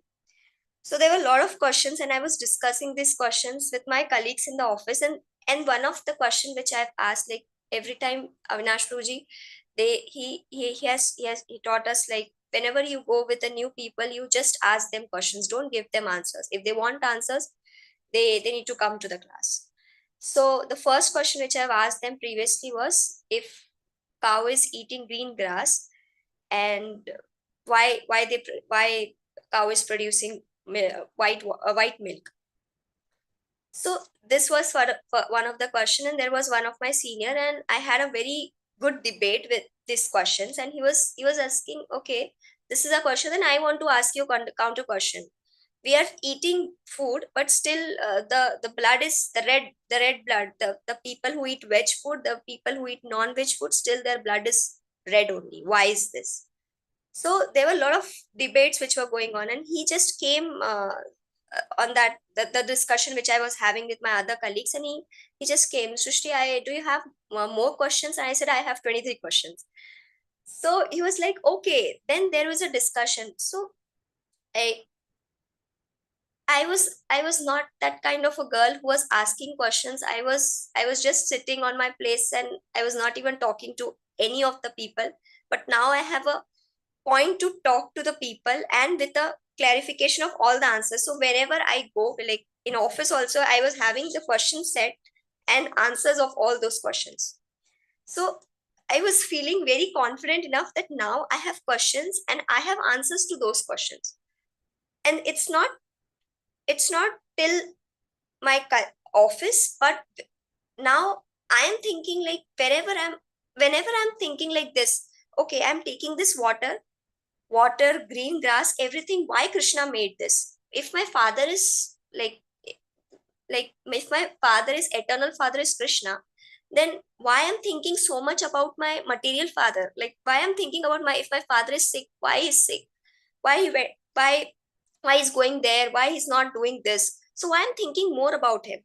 Why I'm not thinking about like if my eternal father is Krishna? So all of these questions which were coming into my mind, these were discussed in this sessions, and still I'm like excited to get into all these kind of discussions, so that the kind of inquisitiveness which was not there previously, which was only there when I'm talking to the material things, when I'm only professionally speaking in on any of the topics. But now when going to the spiritual topics, and there are like a lot of discussion and inquisitiveness which has happened after this session, I couldn't even I couldn't even share much more on that, but it has actually changed the kind of consciousness which other devotees have also mentioned.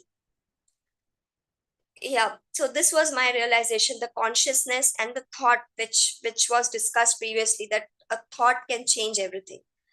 So there were a lot of things which has discussed in the previous session. This Krishna consciousness is a thought or a purpose. So if a thought can change something, then it can change everything. Yes, this was my realization for today. Thank you.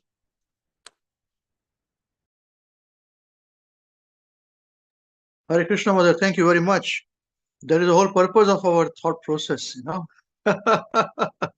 And you thought that, okay, I'm going to become Krishna conscious, so I'll become like this, and Krishna, and oh God, and all those things. You know, where we all become tigers, you know, we all become very buoyant. You see, we talk about AI, we talk about everything implementing, we talk about what the future is, how it is going to be, inward thinking, outward thinking, everything. But ultimately, it is for our benefit. I'm very happy. All the best to you. Hare Krishna. Wonderful. Who would like to go next? Please, please. More. Aniyor.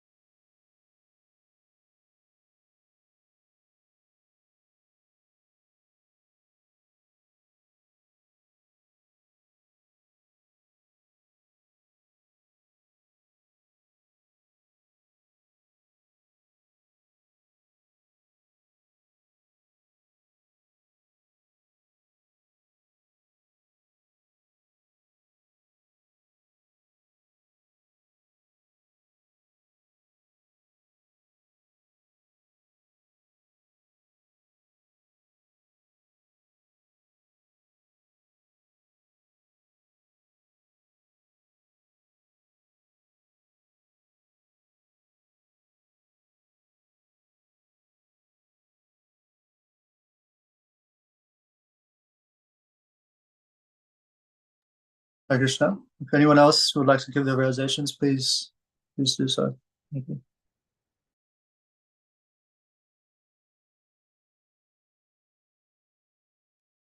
Hare Krishna, dear devotees. Thank you so much, Prabhuji, for organizing this program, and thank you all the devotees for sharing your very nice realizations. My realization today is from one of the poster Prabhuji has sent on 15th of April. The title of the poster was Results of the Inattentive Chanting. And the picture was showing that how Krishna is giving us the full mercy, you know, but because we are so like attached with our mundane activities, and even during that, like when we are supposed to do our sincere chanting, our mind wanders here and there. We overthink, we think about mundane subject matters, we think about today and tomorrow. So many thoughts comes in our mind. So it's because we try to be attentive in chanting, but still, you know, because there is so much happening around us, and then we are always cannot make it to that highest level where we are supposed to be. So that's the reason, like, the outcome product is not very pure. Like, the outcome product is it's not 100%, it's not even like 50% of that.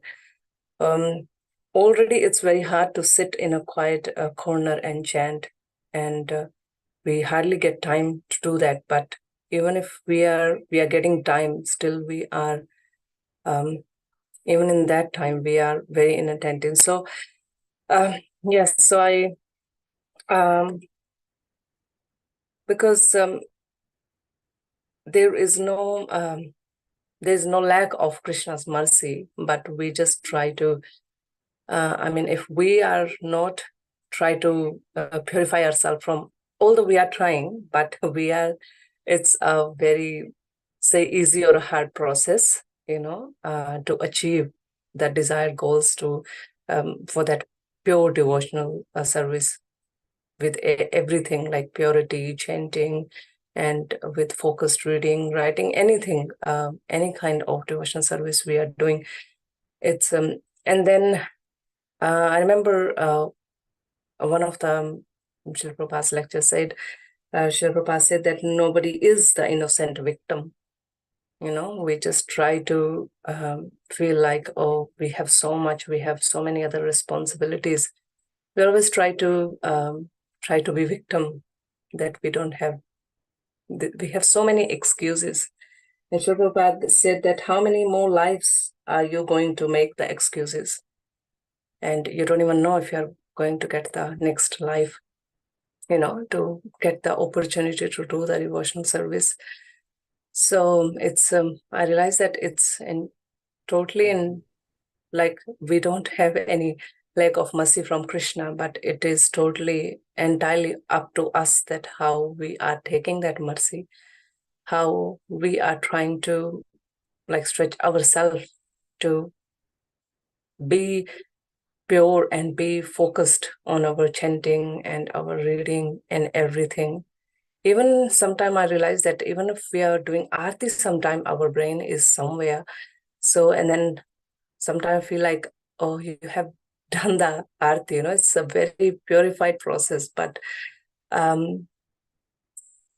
you, like, your brain purified after that, or how did it help us? Like, all the processes in the devotional service, all 9 processes is meant to help us to purify ourselves. If it's not purifying, we can't blame Krishna. It is all, like, our own, you know, impurities inside us, which we have to overcome. And I would like to relate this to one of the verse from Bhagavad Gita, chapter 9, verse 34, which says, Mam mama bhav mad bhakta madhyaji mam namaskuru mam evashyasi yukta tvam atmanam madparya na Paryanah. In this verse, Krishna clearly says that always think of me, be devoted to me, worship me, and offer obeisances to me. Having dedicated your mind and body to me, you will certainly come to me. So, in this little one line, Krishna said everything. But the way we try to understand, we understand that and we accept it, but still we are struggling. Why? Because we are still in the process of purifying ourselves from inside, and like the mundane activities are still affecting us. And this is a lifelong process. As I remember when we used to attend the classes, Namahata, Purna Pragna Mataji says that you can't control everything, you just try to engage yourself again and again and again, just try to like focus what you're doing, just think why you're doing that, just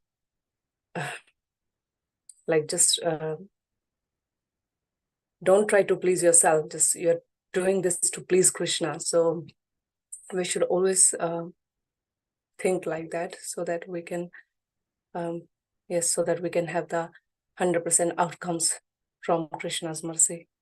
Hare Krishna, Prabhuji.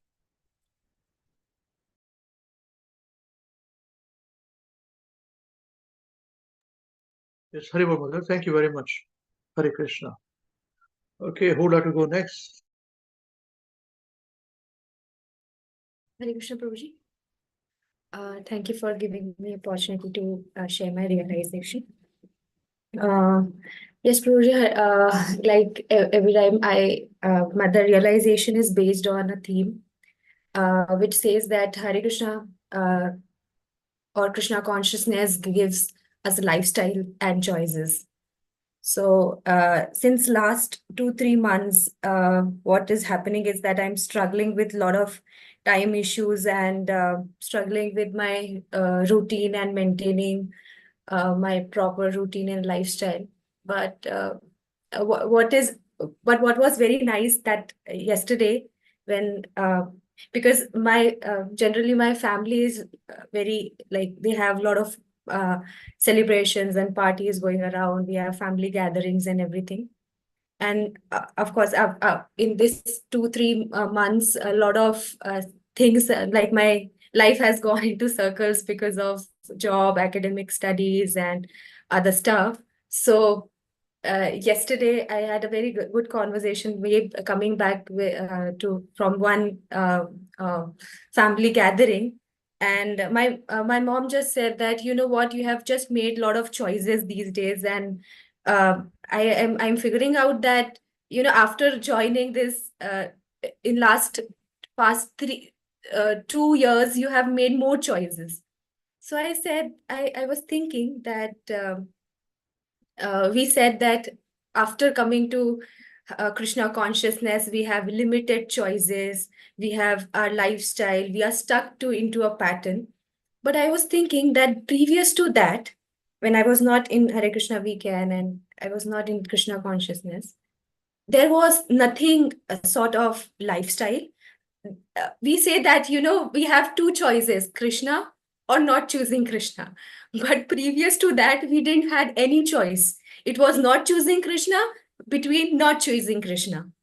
So I had absolutely no issues related to my lifestyle, because everything was happening with a drift. I was doing my everything, like routine, following my patterns of life with utter no sense of what is right, what is regulated, what is to be done. And yesterday when I came back, I was just meditating on the fact that now, as I have a choice, choosing Krishna or not choosing Krishna, that gives so much of dimension. Lot of things, like I have now a pattern of eating. I have my now pattern of at least sleeping. And I feel that in my own family, there are so many, people I mean, my own family, they don't have a set pattern of lifestyle. In my proximity, I'm feeling that people, they just have their, they just don't, I mean, Saturday night, they have like, I mean, okay, that tomorrow is Sunday, we can sleep like 2 or 3 or wake up at any time or eat at 10 o'clock or eat at 7 o'clock or eat at whatever time. And I said, and now as I have a fixed time, my entire family knows that I have my time at 7:30 at night. I'm hungry and I need food. So now this has become the talk of my entire family gathering, that why she eats so early. I mean, what is happening to her? And I said that it should be a good thing that I am eating early and I'm maintaining, and I'm also struggling. I'm struggling since last 2-3 months because there is no set pattern. I'm also trying to figure things out in life, but at least I am aware that I need to have a lifestyle. At least there is a sense of eagerness to choose a set pattern of life, which is not there, absolutely not there. I'm feeling that people, I mean, yesterday when there was a conversation that okay, tomorrow we should eat early as Shuchi eats. So I said, okay, everybody come at 8 o'clock and have dinner together. And they said, no, 8 o'clock, I cannot eat 8 o'clock, 10 o'clock, again we'll feel hungry. I said, how can a person feel hungry at 10 o'clock after eating 8 o'clock? So these little things, and I had a lot of conversation with devotees in Nagpur and Avinash Krishna Prabhuji that after joining Hare Krishna WECAN, I had this awareness of choosing lifestyle over my own instincts, my own sense of what I want right now. So, and I mean, this is what I practically have felt over this past 3-4 months, that after choosing, after having choices, and you see that you don't eat this, you don't eat that, but at least we have a set patterns. Now we have a set protocols that we need to follow, or a set of structure that I am in, which I feel that I'm blessed to have that structure. Or maybe, and the biggest problem is that there is no sense of requirement that I'm feeling that is there with people whom I seeing in my proximity. They feel that it's a nonsensical thing that I'm doing. That doesn't make any sense. I mean, why to have a pattern? Why to eat in a particular time? Why to sleep and midnight munching? Why not? So I mean, these are the little things these are the baby steps that I feel that I am trying to incorporate in my life. And second thing, that is, I mean, yesterday also, and now I have a habit to wash my hand of whenever I'm eating and taking something.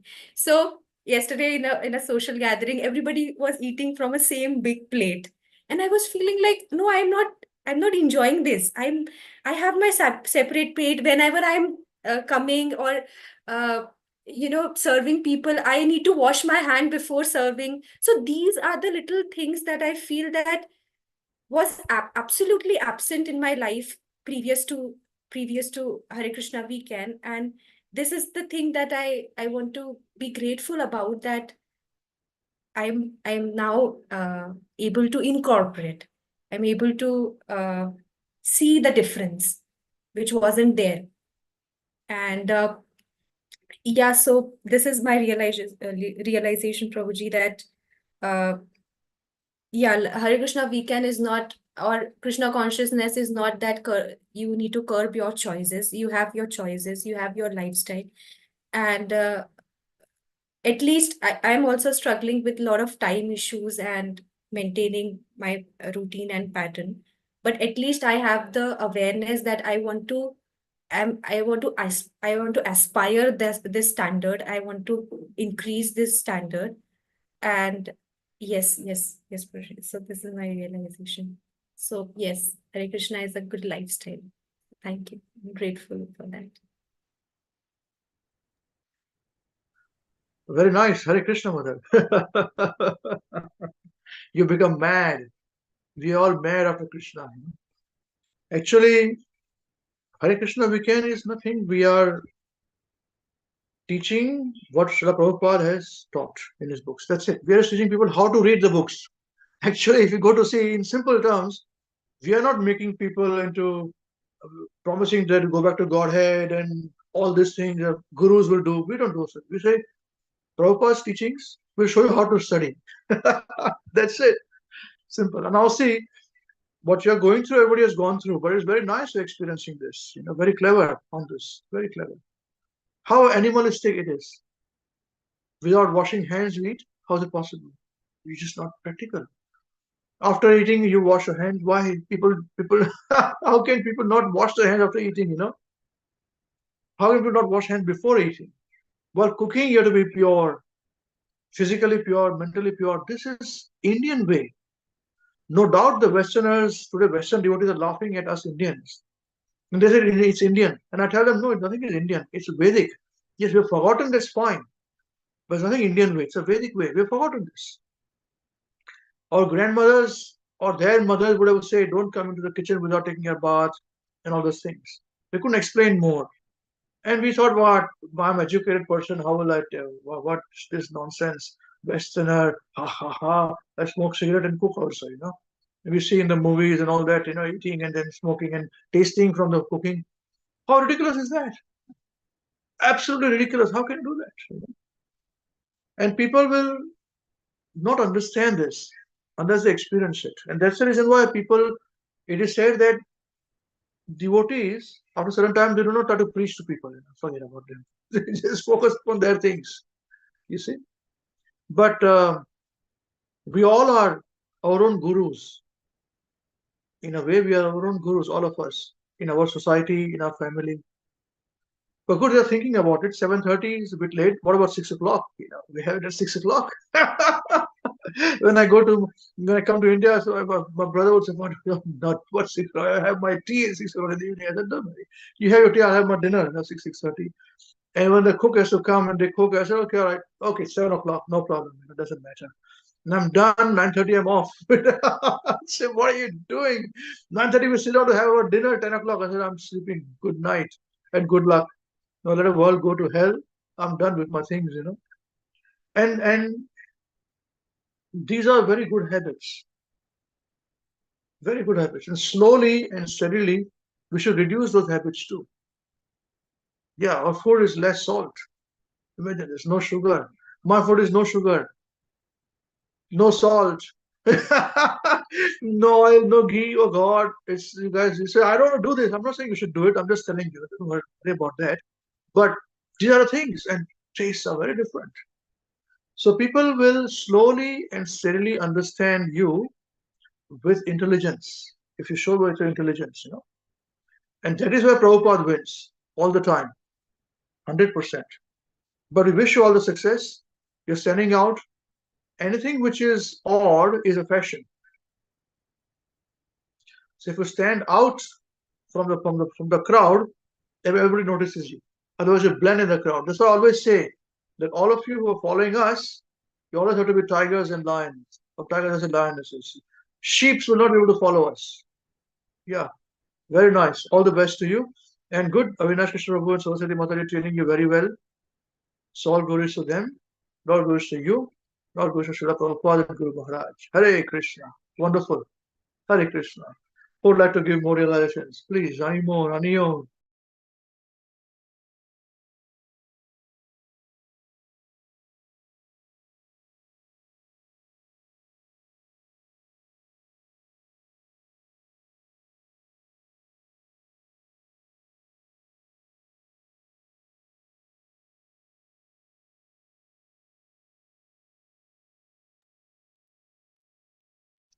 Hare Krishna Prabhuji.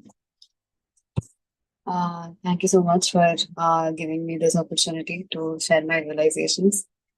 I did not get the chance during the Am I audible? Yes, we couldn't see you. Somehow you are in two different Yeah. logins. It's So lap- we can see you. That's why it comes all the time. Yeah. Thank you. Please continue. Yeah. So my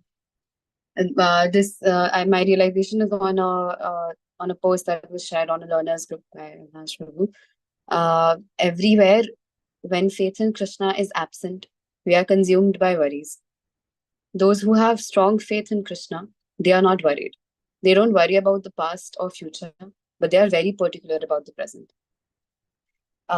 This was the post that was shared on the group.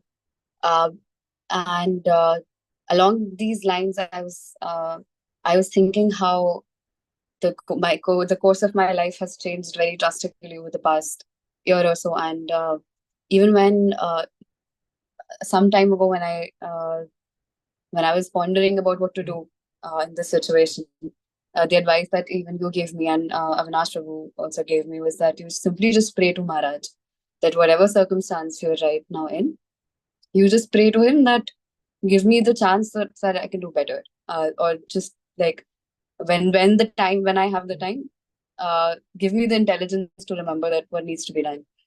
And so when I was back at my MBA college, I was after I spoke to you, that is what I would do every day after I prayed, after the morning aarti, that I would pray to Maharaj that somehow just please help me get out of this fix that I'm in, where my devotional service is really suffering. And my internship was about to start after that. I'm back at home right now for 2 months. And so the company that I'm interning with, it's a consultancy firm. So we're supposed to work out of our client offices. And I knew this for a fact that my company has really crazy working hours, even crazier than my last company. So we end up working 14, 15 hours in a day, and a lot of the times we're also working on the weekend, which I am today. So it's very haywire in that case, in that aspect. So when I was joining it, I in my head I had this thought that my devotional service is going to continue suffering here. It's not going to get any better, and that's what I kept thinking before I came here. But I in a very distinctive way, I feel Maharaj's mercy on this, that there are certain things about this past month that has gone, that they are such unique attributes that have helped my devotional service in such a strong way. Especially this past month, I could feel when I'm at home. So, firstly, I'm staying at my home. I had the option of living in Gurgaon, which is quite far away from here. But my office is in Gurgaon, so it's 1.5 hours of commute one side. So every day I'm doing 3 hours of commute. But the good thing about it is that I have to travel very early in the morning, and the time between the commute is something that I can't do anything else during that time. So in the morning I'm chanting, and before I reach the office, my most of my rounds are done. So that's what I was thinking, that this opportunity I could not get back in my college, but somehow even before the morning, before 9 a.m., most of my rounds are done. And in the morning I have to get up really early. I have to get up at 6:30 or 6, which I know that it's still late by our standard, but I was not getting up that early also in my college. So right now I'm getting up very early. I'm doing my Mangla Aarti way earlier than I used to before. And I make it a point. Maharaj has given me this intelligence, I feel, which I did not possess earlier, that everything can be in a rushed manner, but I try to do that part of the morning as calmly and as perfectly as I can manage to. And after that, also there is this very distinctive thing, is that at my client office, I'm working out of my client office right now. So if I was working from my company's office, we would have had to work continuously for all the 14 hours in the office itself. But our client office closes at 8 a.m. sharp, 8 p.m. it closes. So you can't stay there anymore. You have to go back home. So you have to work after that also. You can work out of the cab, or you can work after you reach home. but you have to work. But the office must be left at 8 p.m. And the amazing thing is that Avinash Prabhu holds 2 classes in a week, which happen at 8:30 p.m. So while I'm in the cab, I'm able to attend those classes also, in the which I was not able to during my MBA, because all that time there would be assignments and there would be projects and everything. But this past month I've been able to attend those classes, and during the week they kind of put me back on track because they put things in perspective. Though they have really National who's really interesting discussions in those classes as well. And all in all, I feel like uh, there is no question about this, that it is Maharaj's mercy that things have started at least a little bit falling into place. And my only prayer to him continuously, I still am doing that, is that I'm able to gain that momentum back somehow or the other. But I'm really thankful at least for that. And this part that Shruti Mataji was also sharing, that that when I'm at this place, and I'm working with a lot of other youngsters as well, who are constantly into these kind of things that we as aspiring devotees try to avoid, smoking, drinking, everything, all of those things. And in that crowd also, they know that I will not indulge in these things, and they've made it a couple of people over there have made it their mission that by the end of these 2 months we will make her have a drink. We will absolutely ensure that you take alcohol. And I'm able to say that with absolute confidence, that you can try as hard as you want, and you'll not be the first ones to try this, and you'll not be the last ones, but I'll still be here. And they can respect that. They can find, like, now after a month, they're now able to digest that it's not going to budge in any direction. And I feel like that has given me a lot of confidence to put myself up in that workplace. And I don't know what's going to happen over the next phase of my life, and this internship ends after 1 month, and I'm back at my B school, because again it's going to be very hectic, as it has always been. But it's my worry is about the present, that at least no matter what happens after, at least right now I'm able to manage things that matter. I could be doing better. I could be doing a lot better. There's no question about it. But I just pray to Maharaj sincerely that I'm able to carry this momentum forward, and that he gives me the intelligence when I have more time and when I have better abilities, that I can manage my time better in that way. Hare Krishna.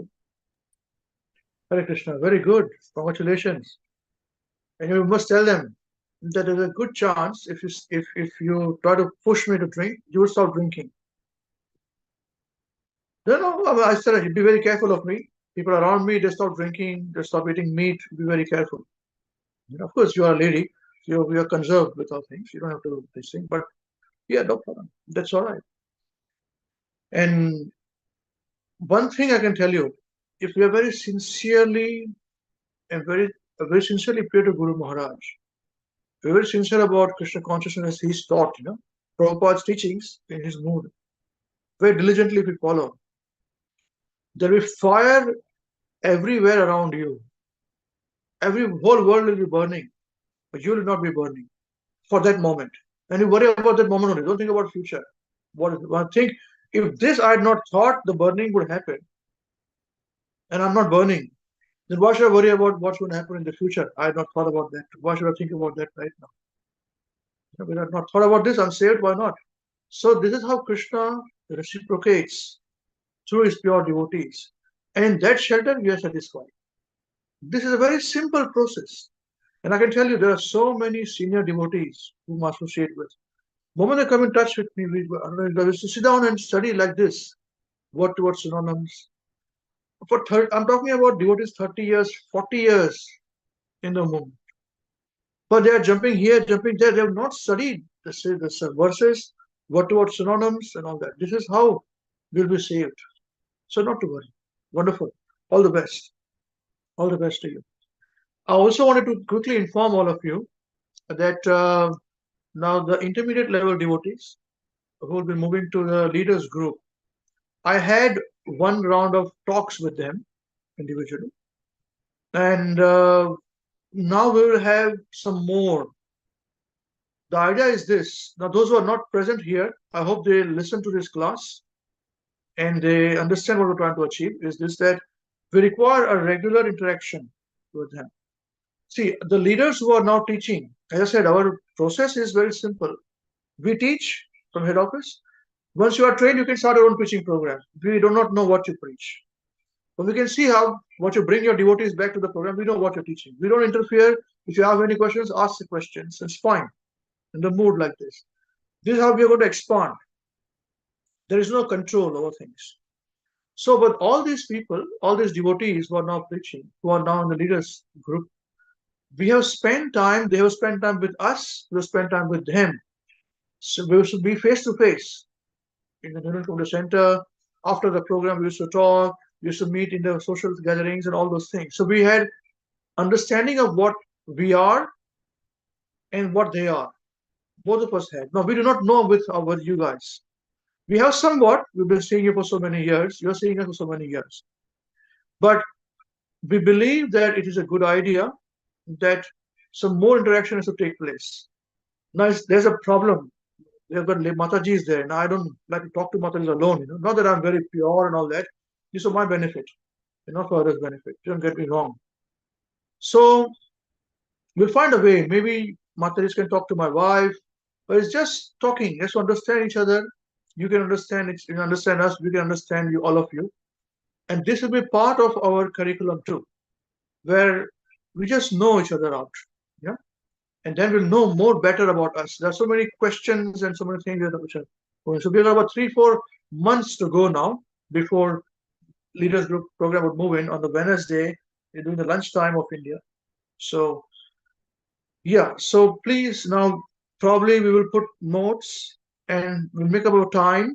And according to your time, you let us know, okay, this time I can talk, which is regular time. This time, every time we'll talk on Wednesday or Tuesday, this time, some Monday, this time, or whatever time it is, Saturday, this time.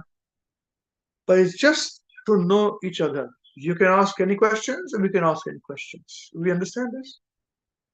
Just to understand. So that way, what will happen is this, Leaders Group, Leaders Sangha, you don't have time for that. It's already done.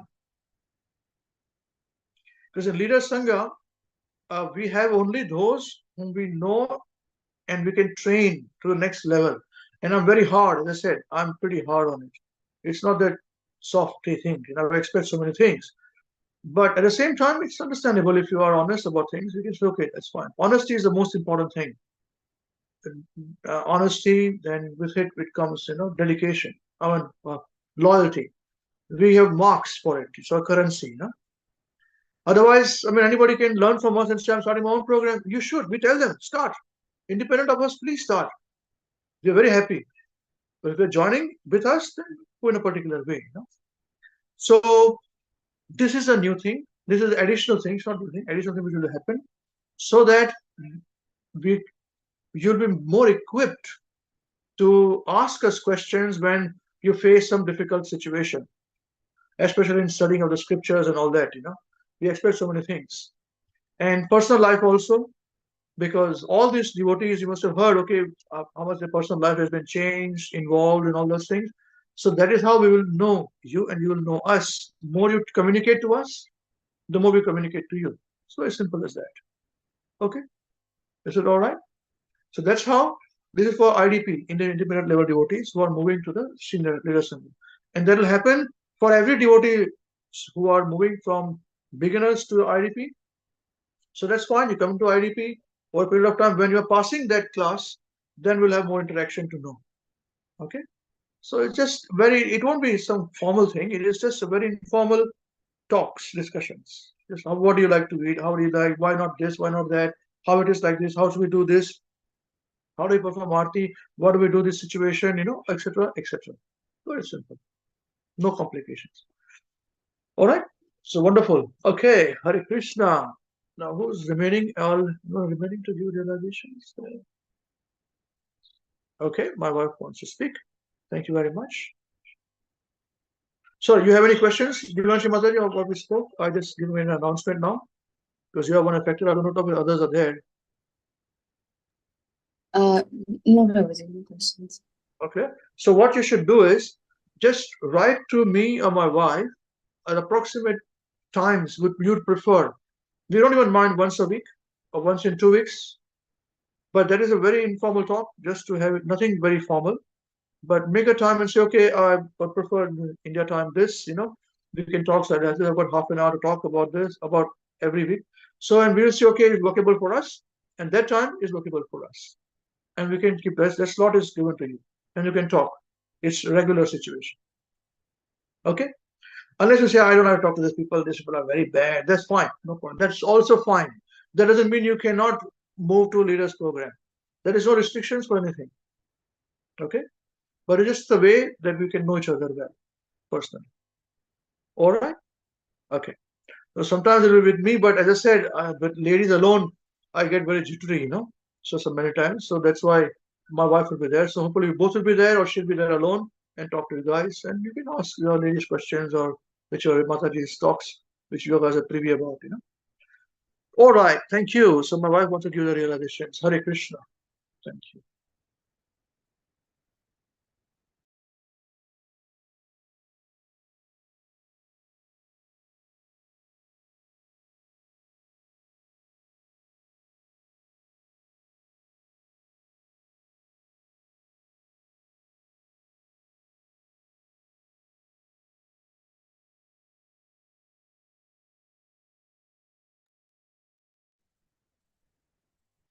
Hare Krishna, dear devotees. Thank you very much for your wonderful realizations. It's really, really nectarian to hear from each and every one of you. And it's very inspiring also, to hear, because it helps you to keep your faith and dedication, and motivates me a lot, especially all the young budding devotees. So it's a very small realization, but this is one a quote from Srila Gurudev, His Holiness Mahavishnu Goswami Maharaj, and it says, "You will never find a soft spot, so don't be fooled." And it's a quote that helps me. So I say, in my consciousness, in my level of consciousness, where I could get into a comfort zone, and I'm not you reach a plateau, like you're just doing your daily activities, you're doing your daily service, and you might go into a phase of complacency sometimes. I'm doing all right, everything is fine. So I feel that we always talk about the struggles that we have always find struggles with doing our things, and there's always a known factor, and then we're prepared for it, and then there's always unknown factors which come into our lives daily, weekly, monthly, and it shatters our plans or shifts our plans or things. And this quote has really, really helped me, because like we had Mataji sharing about time management, Mataji sharing about how to get the most out of those 24 hours that we have. So when I read this quote for the first time, at that time something happened also in our I have shared this probably before. I think probably some of the devotees in the leaders group will recollect that. I don't think they're there now. So we had gone for a camp, and this particular camp that we had gone for with a lot of devotees, we all had carried our tents and everything like that, and it was first time experience for us. We didn't know where the place is and everything like that, and we didn't know even what are the things that we need to carry. Like, we carried a tent and we carried a few things, but we didn't carry the whole camping gear, because we are from India, so we didn't know what are the things that you need and everything like that. So we all went, and then that was our first experience to stay in the night in the tent. And the place where it was, it's like an open kind of ground, which you can hire to camp. So when it was time to sleep in the night, this place where had a lot of mountains, like small mountains, in the ground. The ground wasn't level-headed.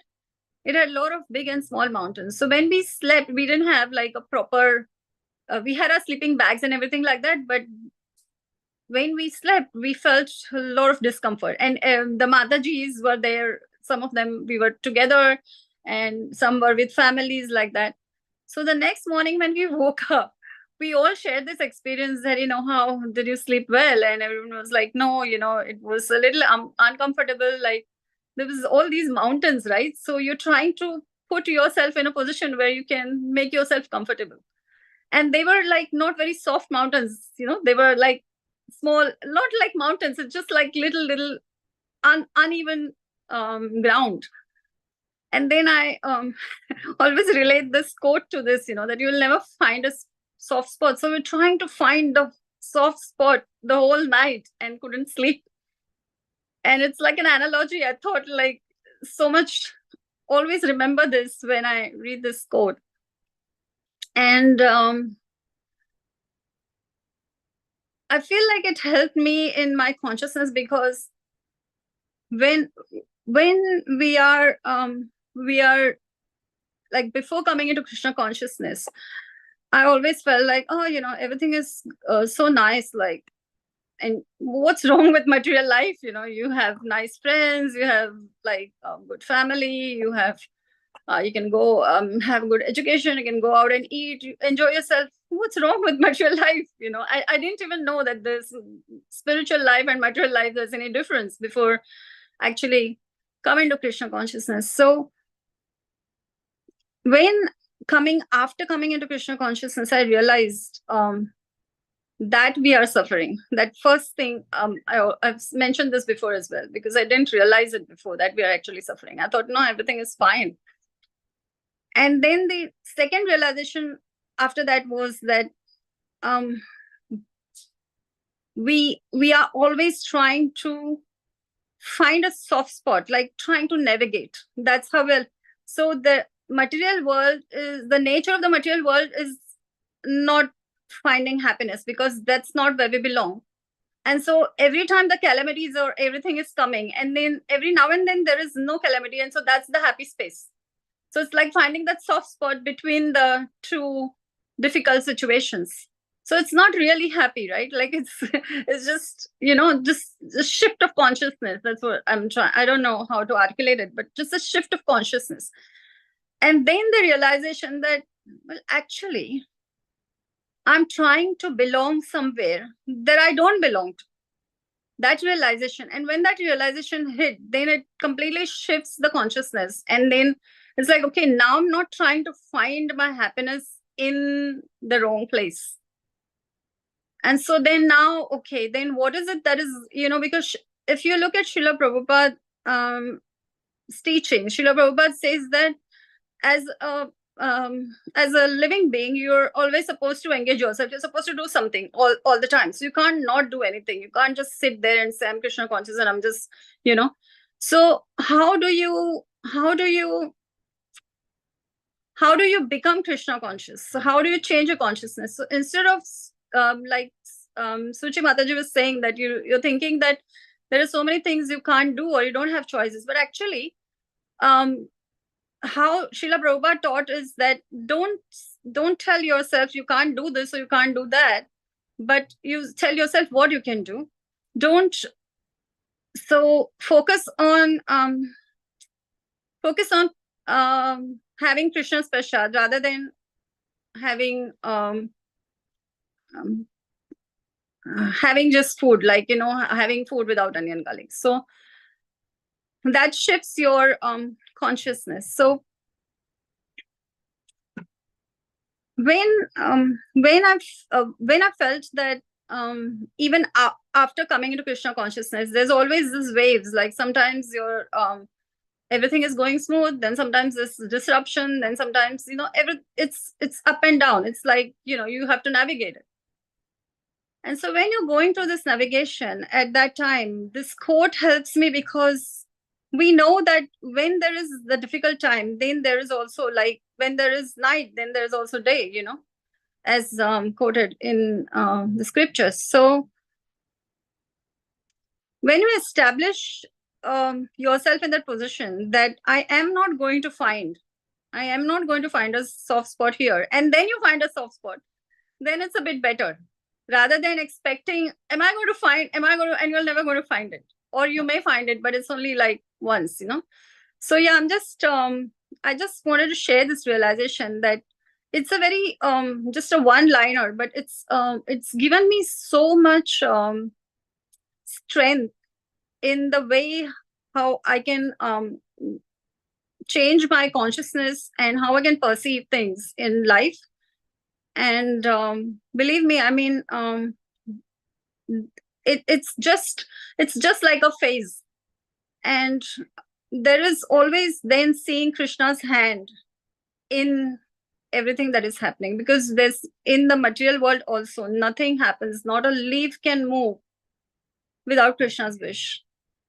And so every single so there is anticipation, there is questions, what's going to happen, how am I going to deal with, there are so many questions we have, how am I going to deal with things that are there in the present, in the future. But as Royce rightly pointed out, even Divyanshi Mataji is saying, just praying to Guru Maharaj, this is also another thing that I wanted to say. It's really, really helped me as well. It's very, very powerful, and it really, really works all the time. So just have that faith, and yeah, just remember that none of us have the soft spot, but there are still, once you navigate yourself through that consciousness and then come to the consciousness of you're trying to dedicate your life to Krishna, then it's all only soft spots, and then there is the upheavals are there, but they don't really affect you. So it's just training yourself how to, you're still navigating, but you're navigating in a different manner now, because now you're thinking, okay, now I'm not going to let these things affect me, and it makes a lot of differences. So many things, like my Prabhuji also said, there's a fire around you, but it doesn't affect you. And each and every one of the devotees here who have been under the shelter of Srila Gurudev have experienced that, myself including. And sometimes you may have questions, sometimes you may have things, you may not have answers to what is happening or why it's happening or when it will happen. But just have the faith, and eventually it will pan out. So yeah, I just I thought it would be a short realization. It's become a very long one. So yeah, it's a small quote, but it's so much inspiring and has helped me a lot immensely. Hare Krishna. Thank you very much, Hare Krishna. So I think who is remaining now? Sita Babu, you want to say something?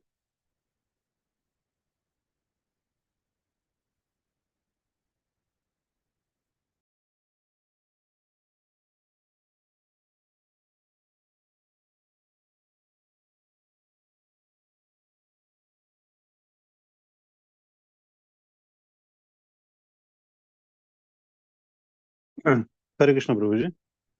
No, Prabhuji, I don't want to share anything. I wasn't prepared that much today.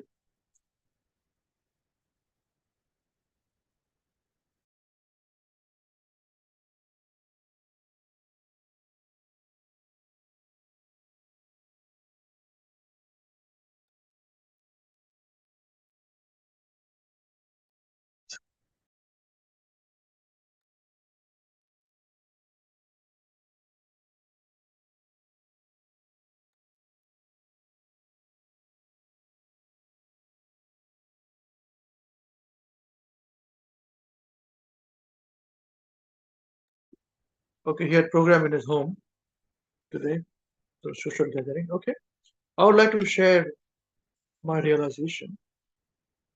This is from our Bhagavad Gita verses that we quote. I wonder if none of us refer Bhagavad Gita quotes as our realization.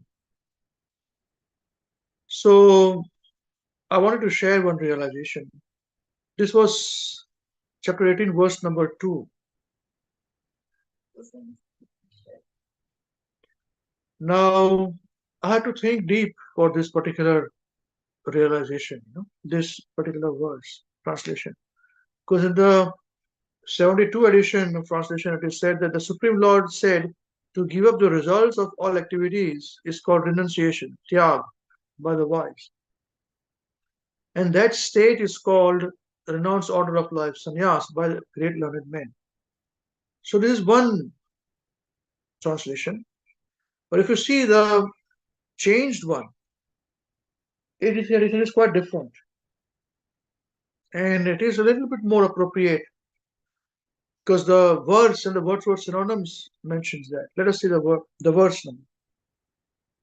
Shri Bhagavan Uvacha Kamyanam Karmanam Nyasam Sanyasam Kavayo Viduhu Sarva Karma Phalatyagam Prahustyagam Vichakshanaha. So Shri Bhagavan Uvacha, the Supreme Personality of Godhead, said, Kamyanam Karmanam Nyasam. So Kamyanam, with a desire, Kam, with a desire, Kamyanam. Karmanam means work, activities. Nyasam means renunciation. Nyasam also once called destroyed, it also called renunciation, renounce it. So the first line says that with desire of activities, renounce. So we must renounce the activities with desires. That's what it means, the first line. Second, sannyasam kavayo viduhu. Sannyasam, renounce order of life. Kavayaha means the learned person. The learned. Viduhu, no. So here it says the learned, sannyas, the learned, no. So first two lines come together. It says that activities which which are done through desires has to be renounced. And the learned people know it as renounced order of life or sannyas. So this is the first definition, first point. The sannyas means one has to perform activities without desires. This is what learned people say. Then, sarva karma phala tyagam, third line. Sarva karma means all. Sarva, all. Karma means activities. Phala means fruits or results. Tyagam, renunciation, to renounce it. Prahus tyagam vichakshanaha.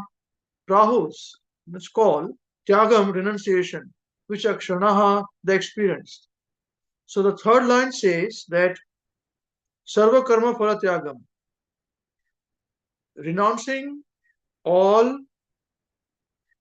activities, the fruits of the activities.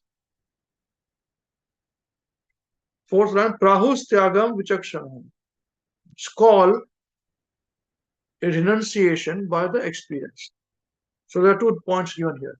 First is the sannyas means that where all our actions are without desires. This is called sannyas, position of life. We have a sannyas, order of life also. A person takes sannyas, but actually more than that, important than that is a person who performs activities without desires. He performs activities, but the desire is not in his control. The desire is not that, okay, if it works, I'll become big millionaire, trillionaire. No, it works. According to his past karma, he'll be given action, he will be given results. And second point is that one who gives up the results of the activities is called tyagi. Then answer. So now the translation comes, sir. In the 83 edition, the change edition, the Supreme Personality of Godhead said the giving up of activities that are based on material desire is what great learned men call the renounced order of life, that is sannyas. And the giving up of the results of all activities is what the wise call renunciation, tyag. So very beautifully Krishna explains this, and Srila Prabhupada translated word to word synonyms, but the translation was wrong. Not wrong, it was incorrect, was incomplete rather. That's why it was completed here. because the word-to-word synonyms gives more clear understanding. See? So that is the reason why we study the original edition, yes. At the same time, the word-to-word synonyms gives us more information. So this is how many times you have seen that the translation is a little incomplete in the 72 edition. You see? So this is my realization for today, based upon what I spent time. It took me time to when I put up the post. Don't think that I put up the post very easy, copy paste it. No, we have to understand this, how it is, how do we make people understand. So this is how we have to be studying the verse. It has helped me so much. Jai. Shri Gurudev ki jai, Jagat Guru Shri Prabhupada ki jai, Hare Krishna. Thank you very much. Okay. All right. Before we go, anyone want to say anything else?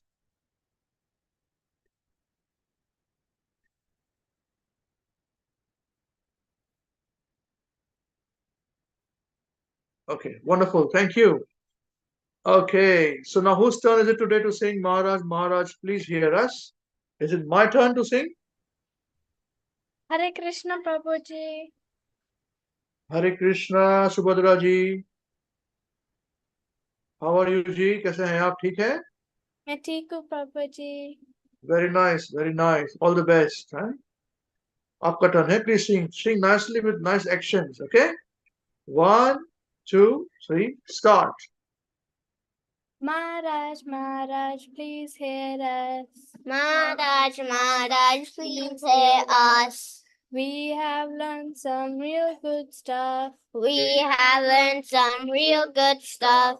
Maharaj, we have learned one thing. Maharaj, we have learned one thing. And today for you we will sing. And today for you we will sing. If our room is clean. If our room is clean. Then our mind is clean. Then our mind is clean. If our mind is clean. If our mind is clean. We can do anything. We can do anything. If our room is dirty. If our room is dirty. Then so are we. Then so are we. And if we are dirty. And if we are dirty. We're not happy. We're not happy. Wasting time. Wasting time is the greatest crime. is the greatest crime. Because wasted time. Because wasted time means a wasted mind. means a wasted mind. So best use your time. So best use your time when you're in your prime. when you're in your prime. And your whole life. And your whole life will be sublime. will be sublime. If your wealth is gone. If your wealth is gone. Then there is nothing wrong. Then there is nothing But wrong. if your health is gone. But if your health is gone. Then that's a different song. Then that's a different song. If your characters die. If your character dies. Then the world will cry. Then the world will cry. Only saintly behavior. Only saintly behavior. That humanity thrives. That humanity thrives. Hare Krishna, Hare Krishna, Krishna Krishna, Hare Hare, Hare Rama, Hare Rama, Rama Rama, Hare Hare. Hare Krishna, Hare Krishna, Krishna Krishna, Hare Hare, Hare Rama, Hare Rama, Rama Rama, Hare Hare. We must always remember Krishna. We must always remember Krishna And never forget him too. and never forget him too. But how are we to practice this with so many things to do? But how are we to practice this with so many things to do? That is the greatest question. And that is the greatest question. Here's the greatest clue. And here's the greatest clue.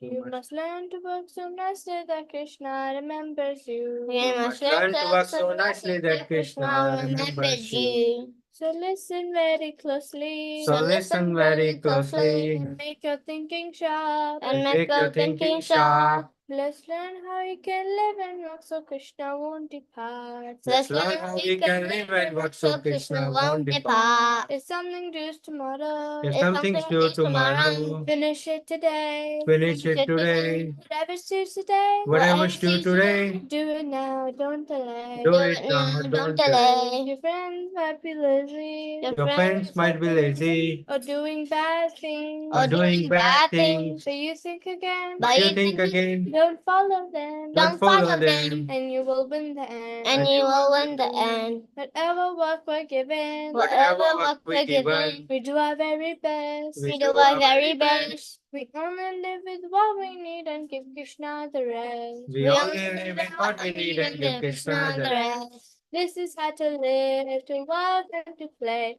You learn to live this way, you'll see Krishna every day. This is how to live, to work and to play. You learn to live this way, you'll see Krishna every day. And when our time is up, we'll take us up above. We sing and dance with him with a heart full of love. And when our time is up, we'll take us up above. We'll sing and dance with him with a heart full of love. To join Krishna's name, his glories and his fame. It's the only way this world will ever become sane. So chant Krishna's name, his glory and his fame. Is the only way this world will ever become sane. Now please ask this greatest question. Now please ask this greatest question. And find this greatest clue. And find this greatest clue. You can only remember Krishna. You can only remember Krishna. If Krishna remembers you. If Krishna remembers you. Hare Krishna, Hare Krishna, Krishna Krishna, Hare Hare, Hare Rama, Hare Rama, Rama Rama, Hare Hare. Hare Krishna, Hare Krishna, Krishna Krishna, Hare Hare. Hare Rama, Hare Rama, Rama Rama, Hare Hare. Yeah. Jai Holineshwara Mahavishnu Goswami Maharaj Shri Gurudev Ki Jai. Jagat Guru Shri Prabhupada Ki Jai. Ananta Koti Vaishnava Vrinda Ki Jai. All Guru Sura assembled devotees Hare Krishna. Hare Krishna. All Guru Sura assembled devotees Hare Krishna. All Guru Sura assembled devotees Hare Krishna. All Gurus, Lotus feet of Shri Guru and Shri Gauranga Ki Jai. Jagat Guru Shri Prabhupada Ki Jai. Shri Gurudev Ki Jai. Namo Vishnu Padaya Krishna Prasad Bhutara Shrimati Mahavishnu Goswami Namine. Namo Vishnu Padaya Krishna Prasad Bhutara Shrimati Bhakti Vedanta Swami Namine. Namo Saraswati Devi Govamani Prasayana Nivisheshu Nari Prasad. Hare Krishna. So Devanshi Madhuri, please write to my wife what are the couple of times which you can give, which is better for your options. So then we'll let you know if it's agreeable, we can put it in. Okay. Thank you very much. So Krishna willing, we'll see you next week. Same place, same time. Till then, chant Hare Krishna and be happy. I think next Sunday we'll we'll try and keep leaders program, but they'll speak on Lord Nrsimha's appearance day, or I'll decide upon it. Because a week after is Lord Nrsimha's appearance day on Wednesday. So I'm working on this just to let you guys know. Okay. All right. Hare Krishna.